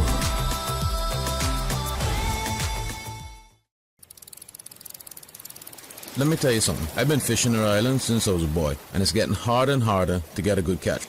Maybe it's because there are so many more people in Cayman than ever before. Maybe it's because of how the climate is changing. I don't know about that, but I do know that I want to be able to keep fishing and teach my children to fish one day as well. So it makes sense to me that we have certain areas and certain times of the year to fish for certain things. It feels unfair not to be allowed to fish where my daddy taught me to fish, but I know that being patient now means we can keep fishing for many more generations. We're all in this together, right? For more info, download the Cayman DOE app or visit doe.ky. Talk today. But I do have some questions. Talk today. Cayman Islands' foremost listeners participation program. Talk today. Because there are more questions than answers. What the public is saying. Waiting to take your calls right now. Sterling Dwayne Ebanks. Hey, good afternoon. Welcome back. Thanks for sharing. A couple of calls. We want to take all of you. Let's see if we can do it before the news. Welcome. Good afternoon. Thanks for calling. Good afternoon, Dwayne. How are you doing? Hey, good afternoon. I'm well, man. How are you? Good, good. Not bad. Not bad at all. Listening to your conversations, I have a couple of things to add. First of all, for the lady that was just on the line, talking about covenants for subdivisions or properties or whatever the case may be. First of all, this covenant has to be registered with Lands and Survey, right? In order for anything to be done about any derelict places or unkept places within the subdivision. So the covenant has to be registered on transfer of property. Secondly, the Department of Planning does not recognize any covenants. So a covenant becomes a civil matter. So it would take the rest of the people within the subdivision to take that individual to court to uphold the covenants. Planning does not do that. Okay, so that's just a bit of info there for you. Okay. Now, what I really call for doing is this. I listen to all the callers. I listen to everything everybody had to say. But, getting back to what I told you before, Caymanians run this island. Okay? Caymanians run this island and have been running the island for all these years, right? So all the decisions that are made here are made by Caymanians, right? Correct me if I'm wrong. On the face of it, we would think that would be the answer. Some would say, well, there are those behind the scenes, but I think... I don't want to hear anything about behind the scenes. I think you're right in what you're saying. It's us who are elected, us who are appointed, us who do the appointing, right? Yeah, I don't care about who behind the scenes. Caymanians are in there, and whether somebody's behind the scenes telling them what to do or what not to do, they're the ones that are doing it. Right. Okay? At the end of the day, the buck stops at them. They're doing it. Right? Sort of like, remember when you're growing up, your mom asked you why falling your friends? Was it follow fashion, bring broke neck? Okay, yeah. Okay, so it's what Dwayne doing, not what his friends are doing, right? Okay, so it's Caymanians running the island. It's Caymanians making the decisions, whether they be good or bad decisions. It's Caymanians doing it, and it's Caymanians that voting for the Caymanians that making the decisions. Okay, so it's all Caymanians doing it, right? So I say that to say this: does Cayman and Caymanians really want change? Do they really want? Does the majority of Cayman really want change and a better way of living and a better way forward? That's what you need to ask yourself, because I've been asking myself this. And what draw the conclusion to me, continuing to ask myself this, it don't matter what any Caymanian bring forth to the community. Do they actually have the Caymanian support when it's done by Caymanians? I have a project now that I think that is betterment to the Cayman Islands, right? That I'm trying to do along with other Caymanians. My same Cayman people that has nothing bad to say about it, that all support it. Is there anything being done about it? Well, that's the thing. Are we supporting each other? Coming from? Yeah. Do you understand where I'm coming from? Yeah. right? So I say that again to say this. Do we Caymanians actually support each other? No, I'm not telling you to support somebody because they're Caymanian, because that's not right. But if a Caymanian comes here with anything, bring forward that actually is for the betterment of the country, and you can look at it and see whether they're good or not. Okay? Mm-hmm. And if you can find positives and negatives about it, because everything has that, right? But this is more pros than cons, then you support it. But does Caymanians really do that for each other? And that's the real question. And will we, as you shared, whether it's the politician or some other, individual, says something that everybody's saying, but because it would be a little bit discomforting at the time, will we support it? Will we draw alongside the person and say, I know it's a tough decision, but it's the right decision? Or will we, run away from it because, boy, it's not popular? The road that me and my fellow Caymanians on now with this project that we're doing right now, I mean, you know about it. Yeah, man. Thanks for coming on the air and sharing with us, huh? Okay, and we getting a roadblock by our own Caymanians, and the reasons for being roadblocked, right, are erroneous. Mm-hmm. Okay? Totally erroneous. Right? Then it leads me and people like me to sit down and think, does Cayman really want Caymanians to do something good for this place? So is that begrudge? I don't know if it's begrudge. And I won't say that. And I'll tell you why I won't say that. Mm-hmm. I won't say that because you hear the thing all the time and time again. Right? This is what you hear. And it comes right down, okay, to this. We wait until Caymanians make it somewhere to celebrate them. We don't celebrate them on their journey. Mm-hmm. You understand where I'm coming from? And if you can point me to one Cayman, whether it be in sports or anything else that we have celebrated through their whole career, or we wait until they actually do something in a newspaper somewhere else or do it somewhere else and then celebrate them. Could you name me one of them? We don't celebrate our people. Okay, good. So that tells me now, right? And I've thought about this, right? Mm-hmm. And that's the reason why when you go to football games or you go to international, you don't see the Cayman flag. You barely see it. But you go and see the other countries' flags. You go and see the support that they have. Let me ask a question, though. And I recognize that we have other callers, recognize the news, but we see events, public events. We see schools put on events. And I say this not to inflame people, not to be inflammatory and insensitive, but to ask, similar to what you said. So we see an event, and at that event, that is supposed to be an event of celebration of Cayman, right? We see displays, sometimes very subtle, sometimes very overt, of other things that are symbolic or very indicative of other nationalities, other cultures. And when... I don't blame them for that. No. They support their kind, right? No, that's fine. Go ahead. Sorry, but when, and this was brought to me, and I'll give you two examples, right? Just again, but when somebody, in particular a Caymanian, but even when it's a non-Caymanian, and by that I mean a person of a nationality who's now got Cayman status, but a non-Caymanian say, well, that's insensitive, that's disrespectful to Cayman. The people that say that, even though others will agree, they castigate and malign them.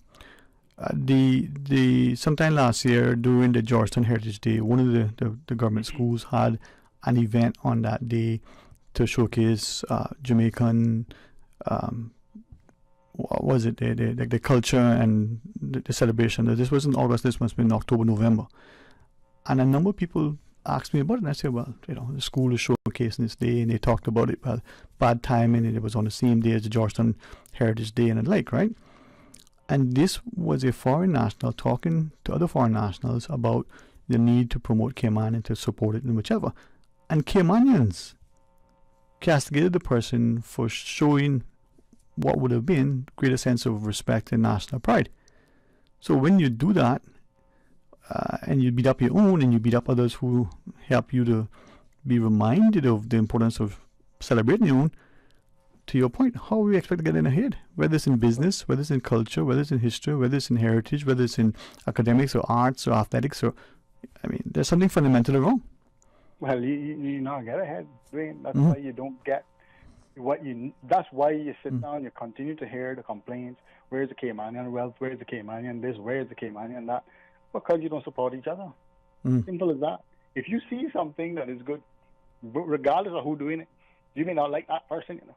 If it came on and it's good and it can help your child or my child and better the betterment of the island, then you should support it. Yeah, man. Put the differences aside, right? Yeah. Okay? At the end of the day, that's how that's supposed to work. Yeah. Okay? So if we don't do that in sports and anything like that coming up, I don't really expect it, and that's why I sit down and think, well, I don't expect that in my business either. Mm-hmm. Right? And I'm facing that roadblock now by my same Caymanians who are in power or who are there on boards and everything else that holding the situation. Now I have a young Caymanian that went to school, went to college, come back to the island with literally nothing to do and wondering what are you doing. I said, okay, I will help you on your venture to what you want to do. So I put my best foot forward for a young Caymanian, right, to do what he's doing and to watch him being roadblocked. Okay? It's a disgrace. Yeah, man. It's an utter disgrace to sit down and watch that, right? And everybody and every politician and everybody now knows about it, right? But unless you stand up to do something about it, I don't want to hear nothing about what you're going to say. I don't want to hear no complaints because nobody is doing anything to better this island when they do the same thing over and over and over again. Yeah, man. Well, I must say that from what you just shared, you're encouraging me to strongly consider something that is weighing heavily in my spirit. So if and when that transpires, let's see if we can make it positive. Before we go to I know we got the news break. Any quickly want to share before we leave? No, all good. Great. All right. Thanks, sir. Thank you very much. Thanks too for the few minutes into the inning. When we come back, we take the calls. Please stay tuned. From district to district, moving through the waters to Cayman Brac and Little Cayman. Your station, your voice. All things Cayman. One radio, many people. This is home. Radio Cayman in the Cayman Islands. Today's biggest news. Radio Cayman. Your voice, your choice. Local, regional, international. This is Headlines from Radio Cayman's newsroom. Today's biggest news. Brought to you by Tropical Plaza on Smith Road. While the Premier says there were no material differences between himself and the now former Deputy Premier Chris Saunders, Mr. Saunders says that is not the case. In a WhatsApp message circulated today, Mr. Saunders says the integrated solid waste management system was a major concern and says the last costing he saw for the project was, quote, unaffordable for the public purse at an estimated $2 billion. In international headlines, a female shooter wielding 2 assault-style rifles and a pistol killed 3 students and 3 adults at a private Christian school in Nashville today. It marks the latest in a series of mass shootings in a country growing increasingly unnerved by bloodshed in schools. The suspect also died after being shot by police following the violence at the Covenant School, a Presbyterian school for about 200 students from preschool through 6th grade. Police say the shooter was a 28-year-old woman from Nashville after initially saying she appeared to be in her teens.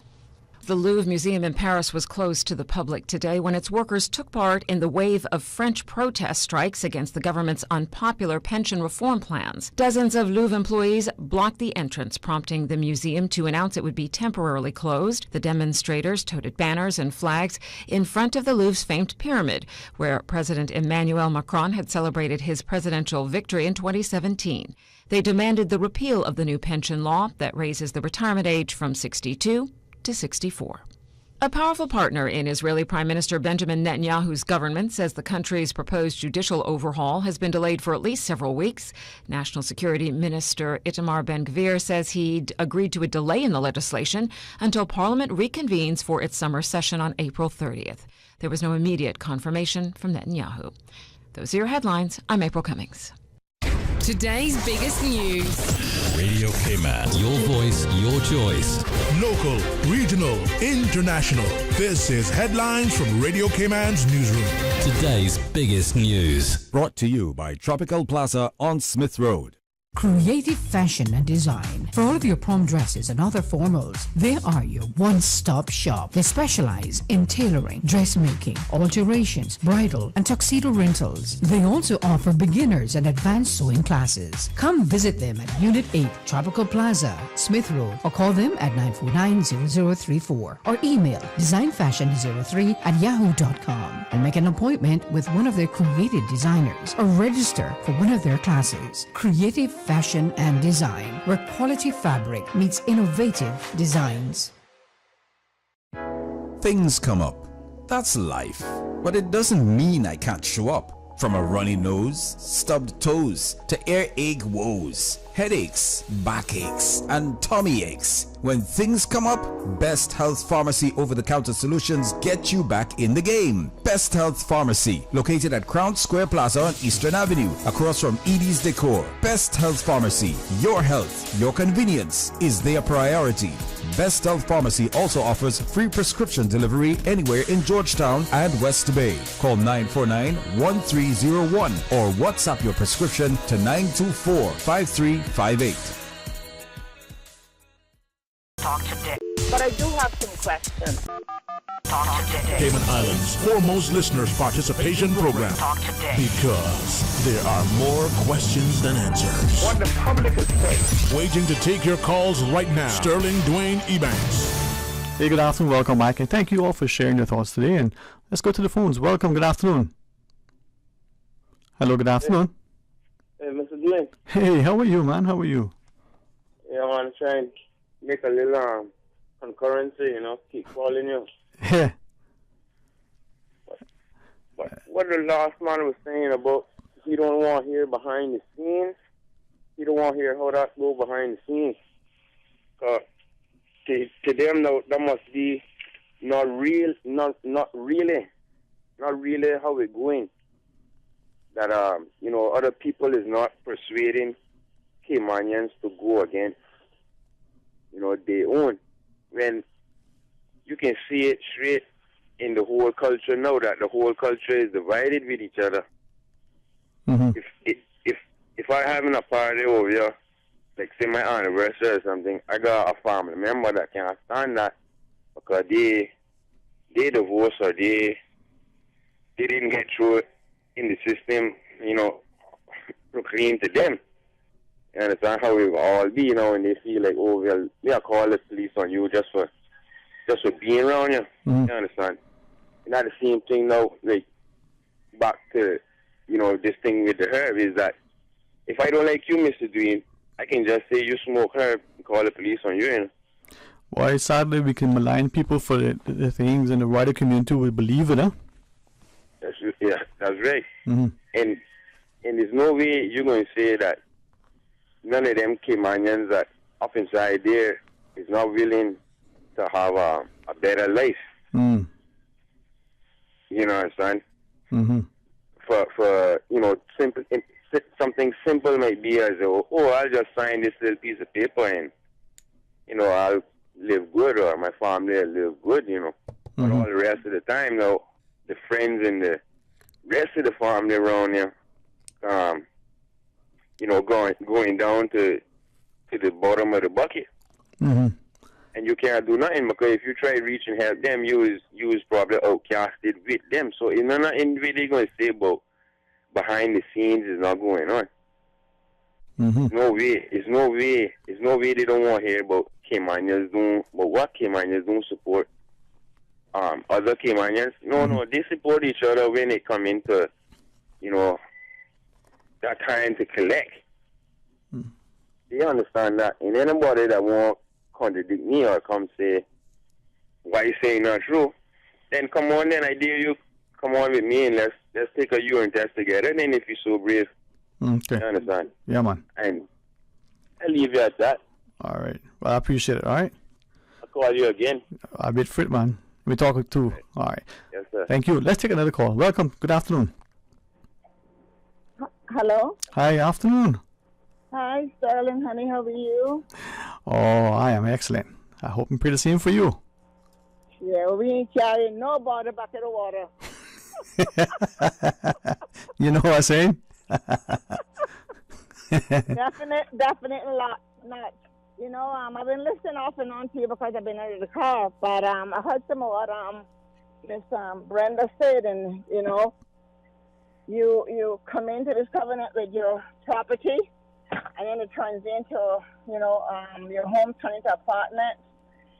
And that was not in the plan when you got that home. That was your private home and your private property and blah, blah, blah. But if you want to do something with it in the future, I think planning should have the upper hand to say, well, it can be done and it can't be done. Do you have sufficient parking for your people?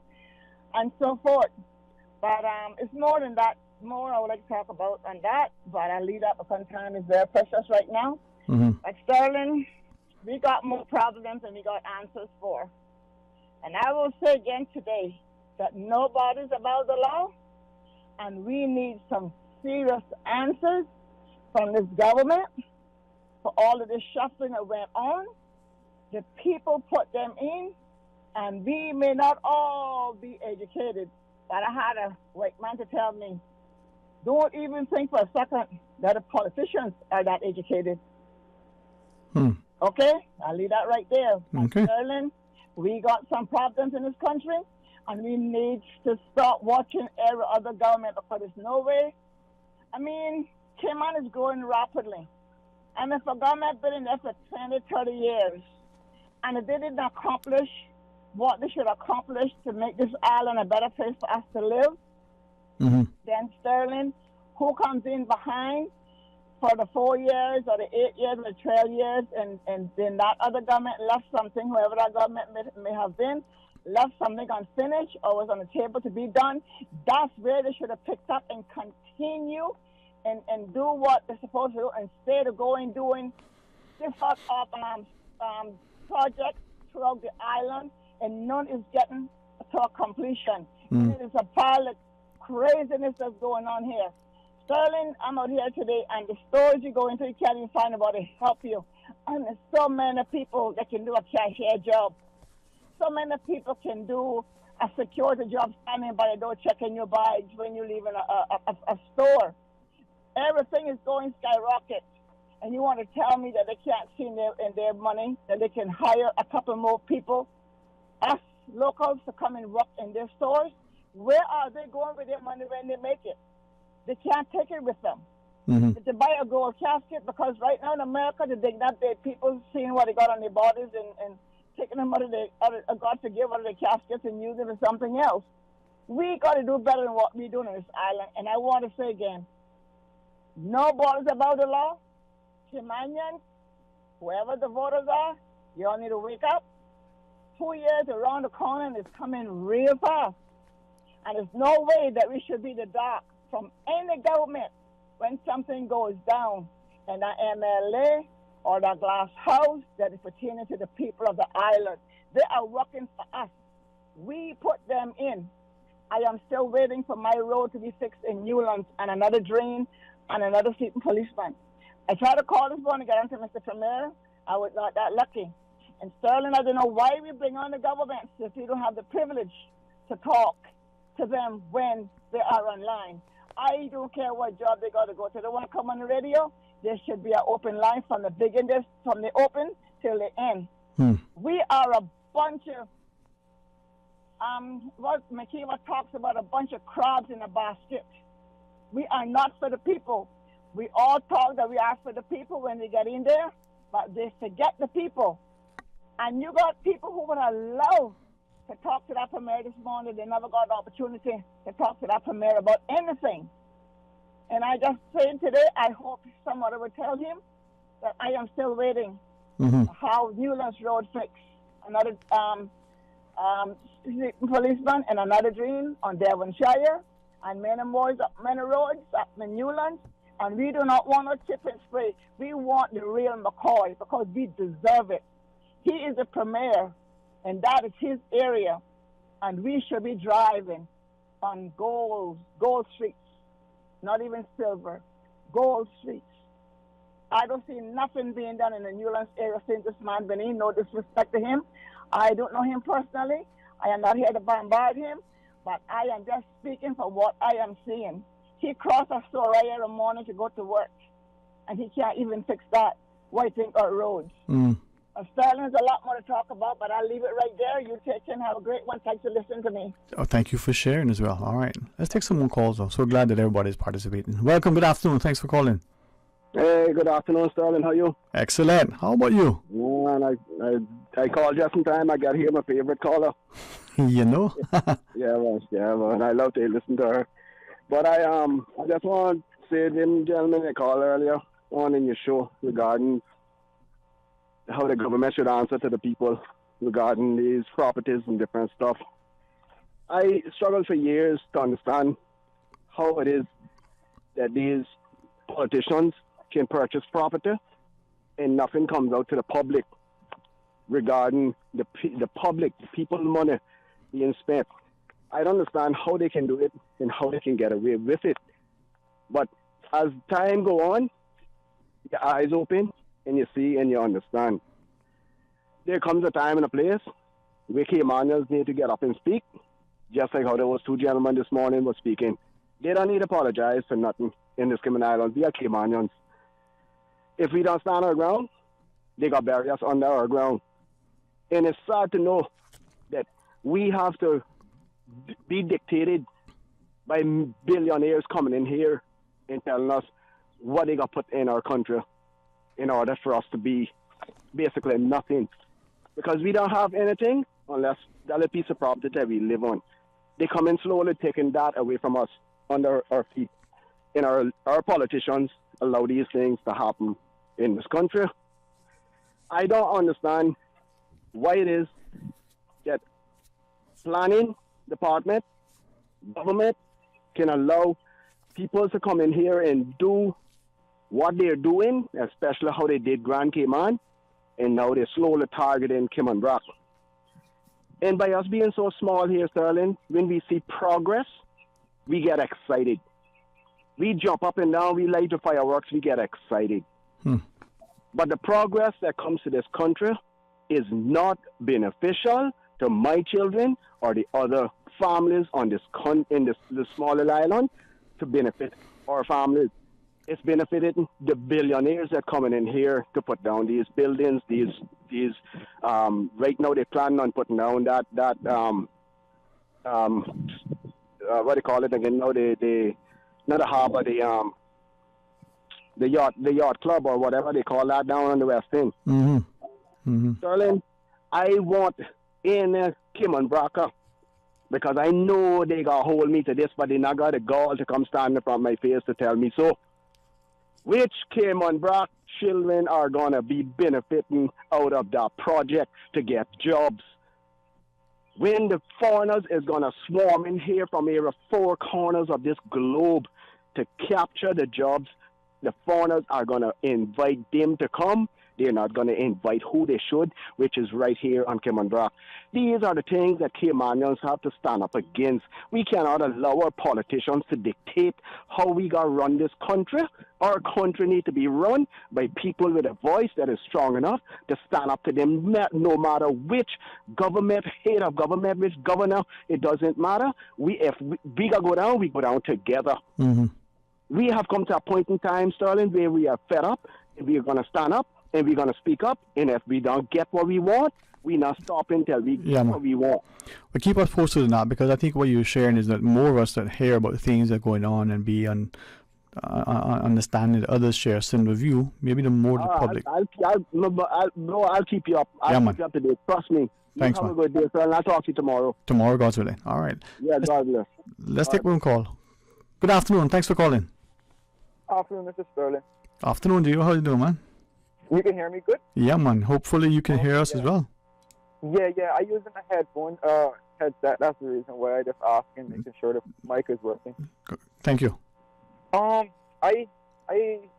here we go again with the cultural differences and stuff, Mr. Sterling. Remember I was telling you a few months ago about imagine painting a picture with all of us as a community living together, and we can look at each other as neighbors, and when we're successful, we can celebrate together, and you celebrate with your neighbors and all those things, but then you have one particular neighbor maybe that might just envy you. Now, when it comes into culture, with my understanding of it, there's a lot of biasness going on here in Cayman, and we tend to see that coming from foreigners that are particularly picking on their own people and not considering that they're in another man's country. So when they tend to make their lifestyle norm on this island, they tend to forget about our lifestyle as well. So then our lifestyle becomes diminished because their lifestyle is better than ours, or they think that their lifestyle is better than ours.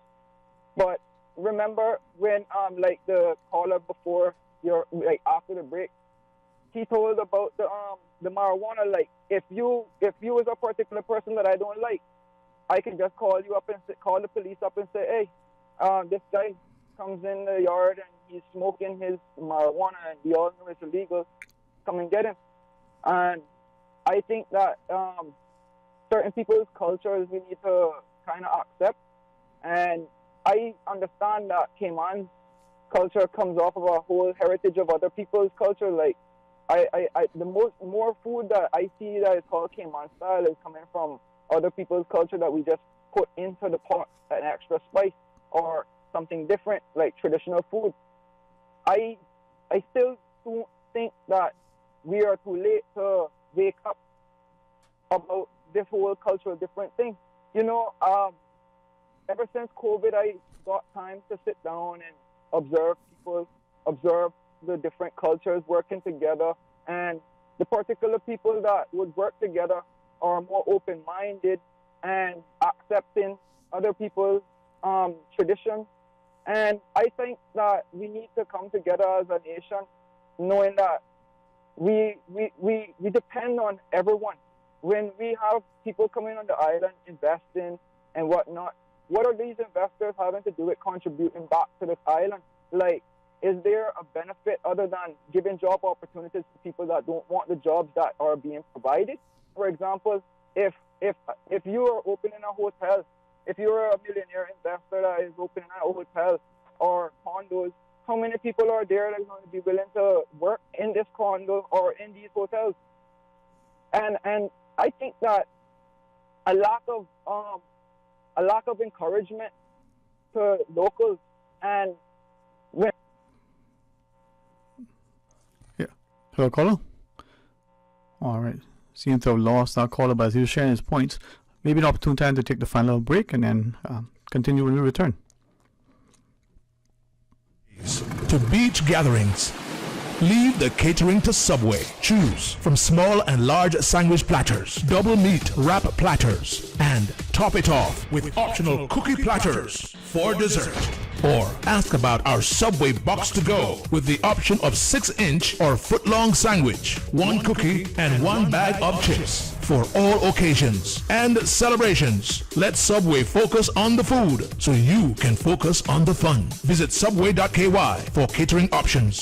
Subway. Eat fresh. A caring and community spirit, cherished family and cultural values. These are some of the things that still embodies the Caymanian way of life in the Eastern Districts today. Savannah Pharmacy, your neighborhood pharmacy, located in Countryside Shopping Village, is delighted to offer products and services of real value. Whether it's catering to your family's medical needs or carrying apparel, gifts, and beauty products, Savannah Pharmacy provides you with more than just prescriptions. Remember, they're always just around the corner with everything your family needs and convenient opening hours, including Sundays and holidays. Savannah Pharmacy. For more information, call 946-3336. Ro Variety, centrally located in Tropical Plaza on Smith Road, carrying a wide range of household items, bathroom accessories, towels, clocks, handbags, clothes, shoes, jewelry, and more, and more, and more. You can buy from the big box retailers or support local. The better deals come from shopping local. Ro Variety Store, Tropical Plaza, Smith Road. Telephone 924-9553.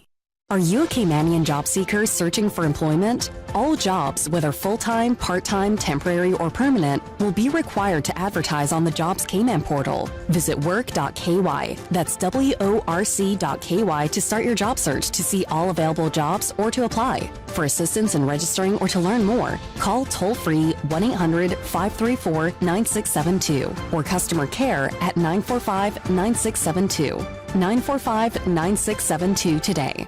The 2023 Household Budget Survey is currently being conducted by the Economics and Statistics Office. The data collected from the survey will determine the items and the dollar value of these items that are included in the new Consumer Price Index basket of consumer goods and services for the Cayman Islands. Trained interviewers with identification cards from the ESO will visit 2,400 randomly selected households across all districts. The Household Budget Survey will run for 1 year, ending February 2024. Approximately 200 households households will be interviewed each month. The interviews are confidential in accordance with the Statistics Act. No individual data will be published or disclosed. Survey data are exempt from Freedom of Information requests. For further information on any aspect of the Household Budget Survey, please contact the ESO hotline at 516-3329. Talk today. But I do have some questions.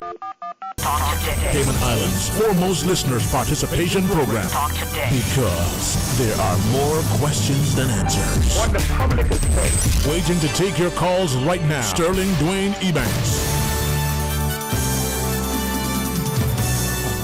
Hey, good afternoon. Welcome back. Thanks for sharing. Let's see if we can take the final two calls and squeeze it in the time left. Welcome. Good afternoon. Hello. Good afternoon. Hello. Hey, good afternoon. I was told it was two before me, so I had only heard one. So Yeah, well, I'm glad it's you next, though. I was glad for those before, but I'm glad it's you now.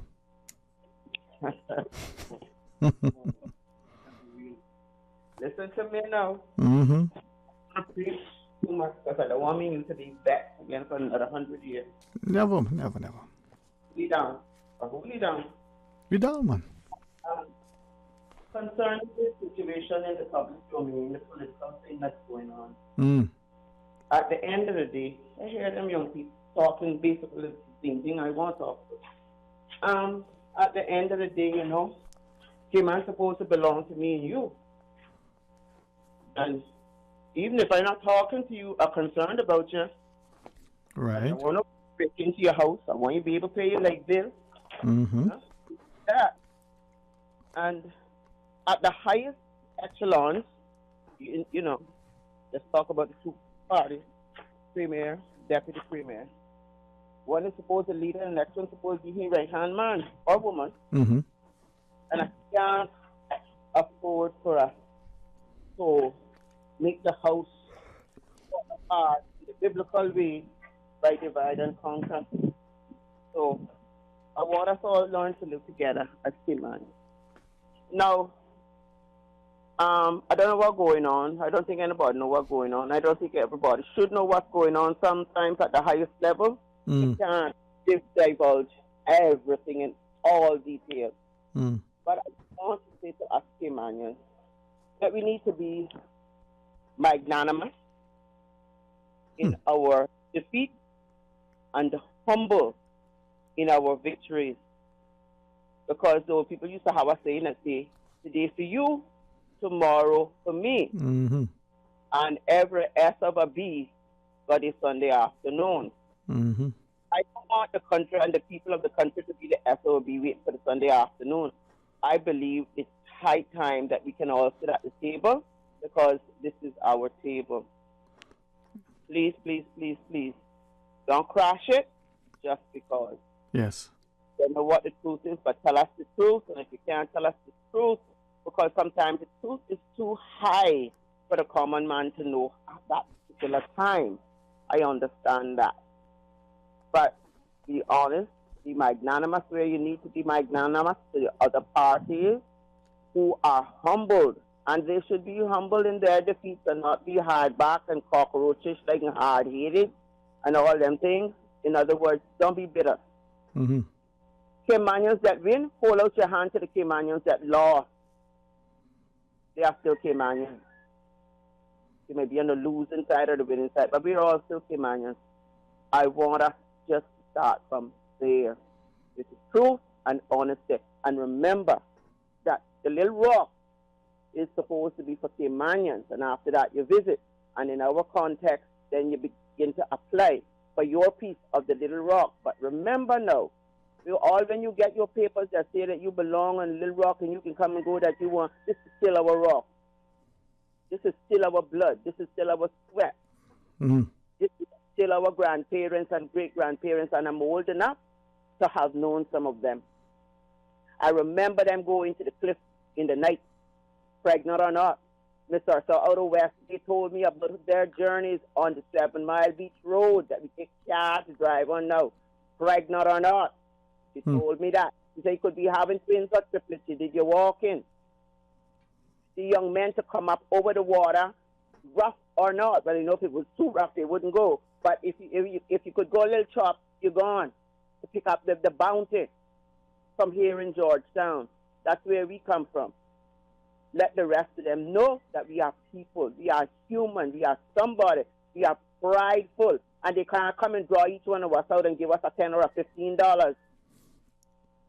And think that we can poach on the next one, and we're going to chuck the next one out, and we're going to do this and we're going to do that. We ain't doing no such thing. We win and we lose, but we can stand up together and we're going to pacify each other, or we're going to take care of the wounded. We're going to take care of the wounded spirit in the gathering. That's who we are. That's how we was. That's why people could come here and make songs about Cayman like gossip. We wasn't gossiping. We were talking about the situation, different from gossiping. And if the situation became a little salacious, then that was good for talking to. Anyway, Caymanian, humble in your victories and magnanimous, not hard-headed, not hard-backed, and not bitter in your defeat. We're all Caymanians. We can wake up tomorrow morning, God willing, and we can have that glory that everybody wants. We are bona fide, DNA to terra firma, Caymanians. No paper. This boss stuff is doing nothing for me beyond the grave. Thank you. Thanks for sharing that. And with that, we'll call it the day for this show. But as the callers of evidence, not only are we looking at the future for us, but perhaps we occupy this because we hold it in trust for future generations, and maybe the political discussions that are being had. Perhaps it isn't somewhat shared. The question of why what is being done in the political realm has to remain amongst them. Why should it not be in the public domain? But if you ask for a level of autonomy, should you also be willing to accept the corresponding accountability? With great respect to all on Sunday, perhaps it's on the voter to demand answers by asking questions, to demand action by willing to stand in the gap. And if we are looking at a sobering society where there is a healthy democracy, maybe it's time to act, as the caller said, with a sense of humility as we seek honor, as a sense of being magnanimous and humble and kind. Well, I invite you to be a part of what is truly maybe the most beautiful, blessed place on earth. Perhaps why so many gravitate to the shores, why so many see prosperity beyond the financial gains, but perhaps why some are feeling the pinch because they find it hard and harder to find a sense of place within their own sphere. Well, it is for us to draw alongside and be humble and kind, be magnanimous. I invite you tomorrow for a discussion. Until then, be blessed. Talk Today is brought to you by Subway, open 24 hours in Countryside, Anderson Square in Georgetown, and Centennial Towers in West Bay. And by the Ministry of District Administration, Tourism and Transport. Explore your history, explore your land, explore your sister islands. MedLab in Smith Road Plaza, your complete medical laboratory solution. Call 949-7331. And Savannah Pharmacy in Countryside Shopping Village, convenient opening hours including Sundays and holidays.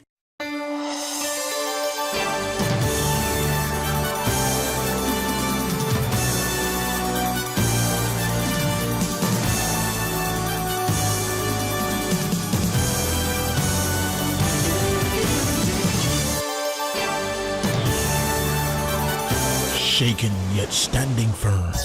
This is Radio Cayman in the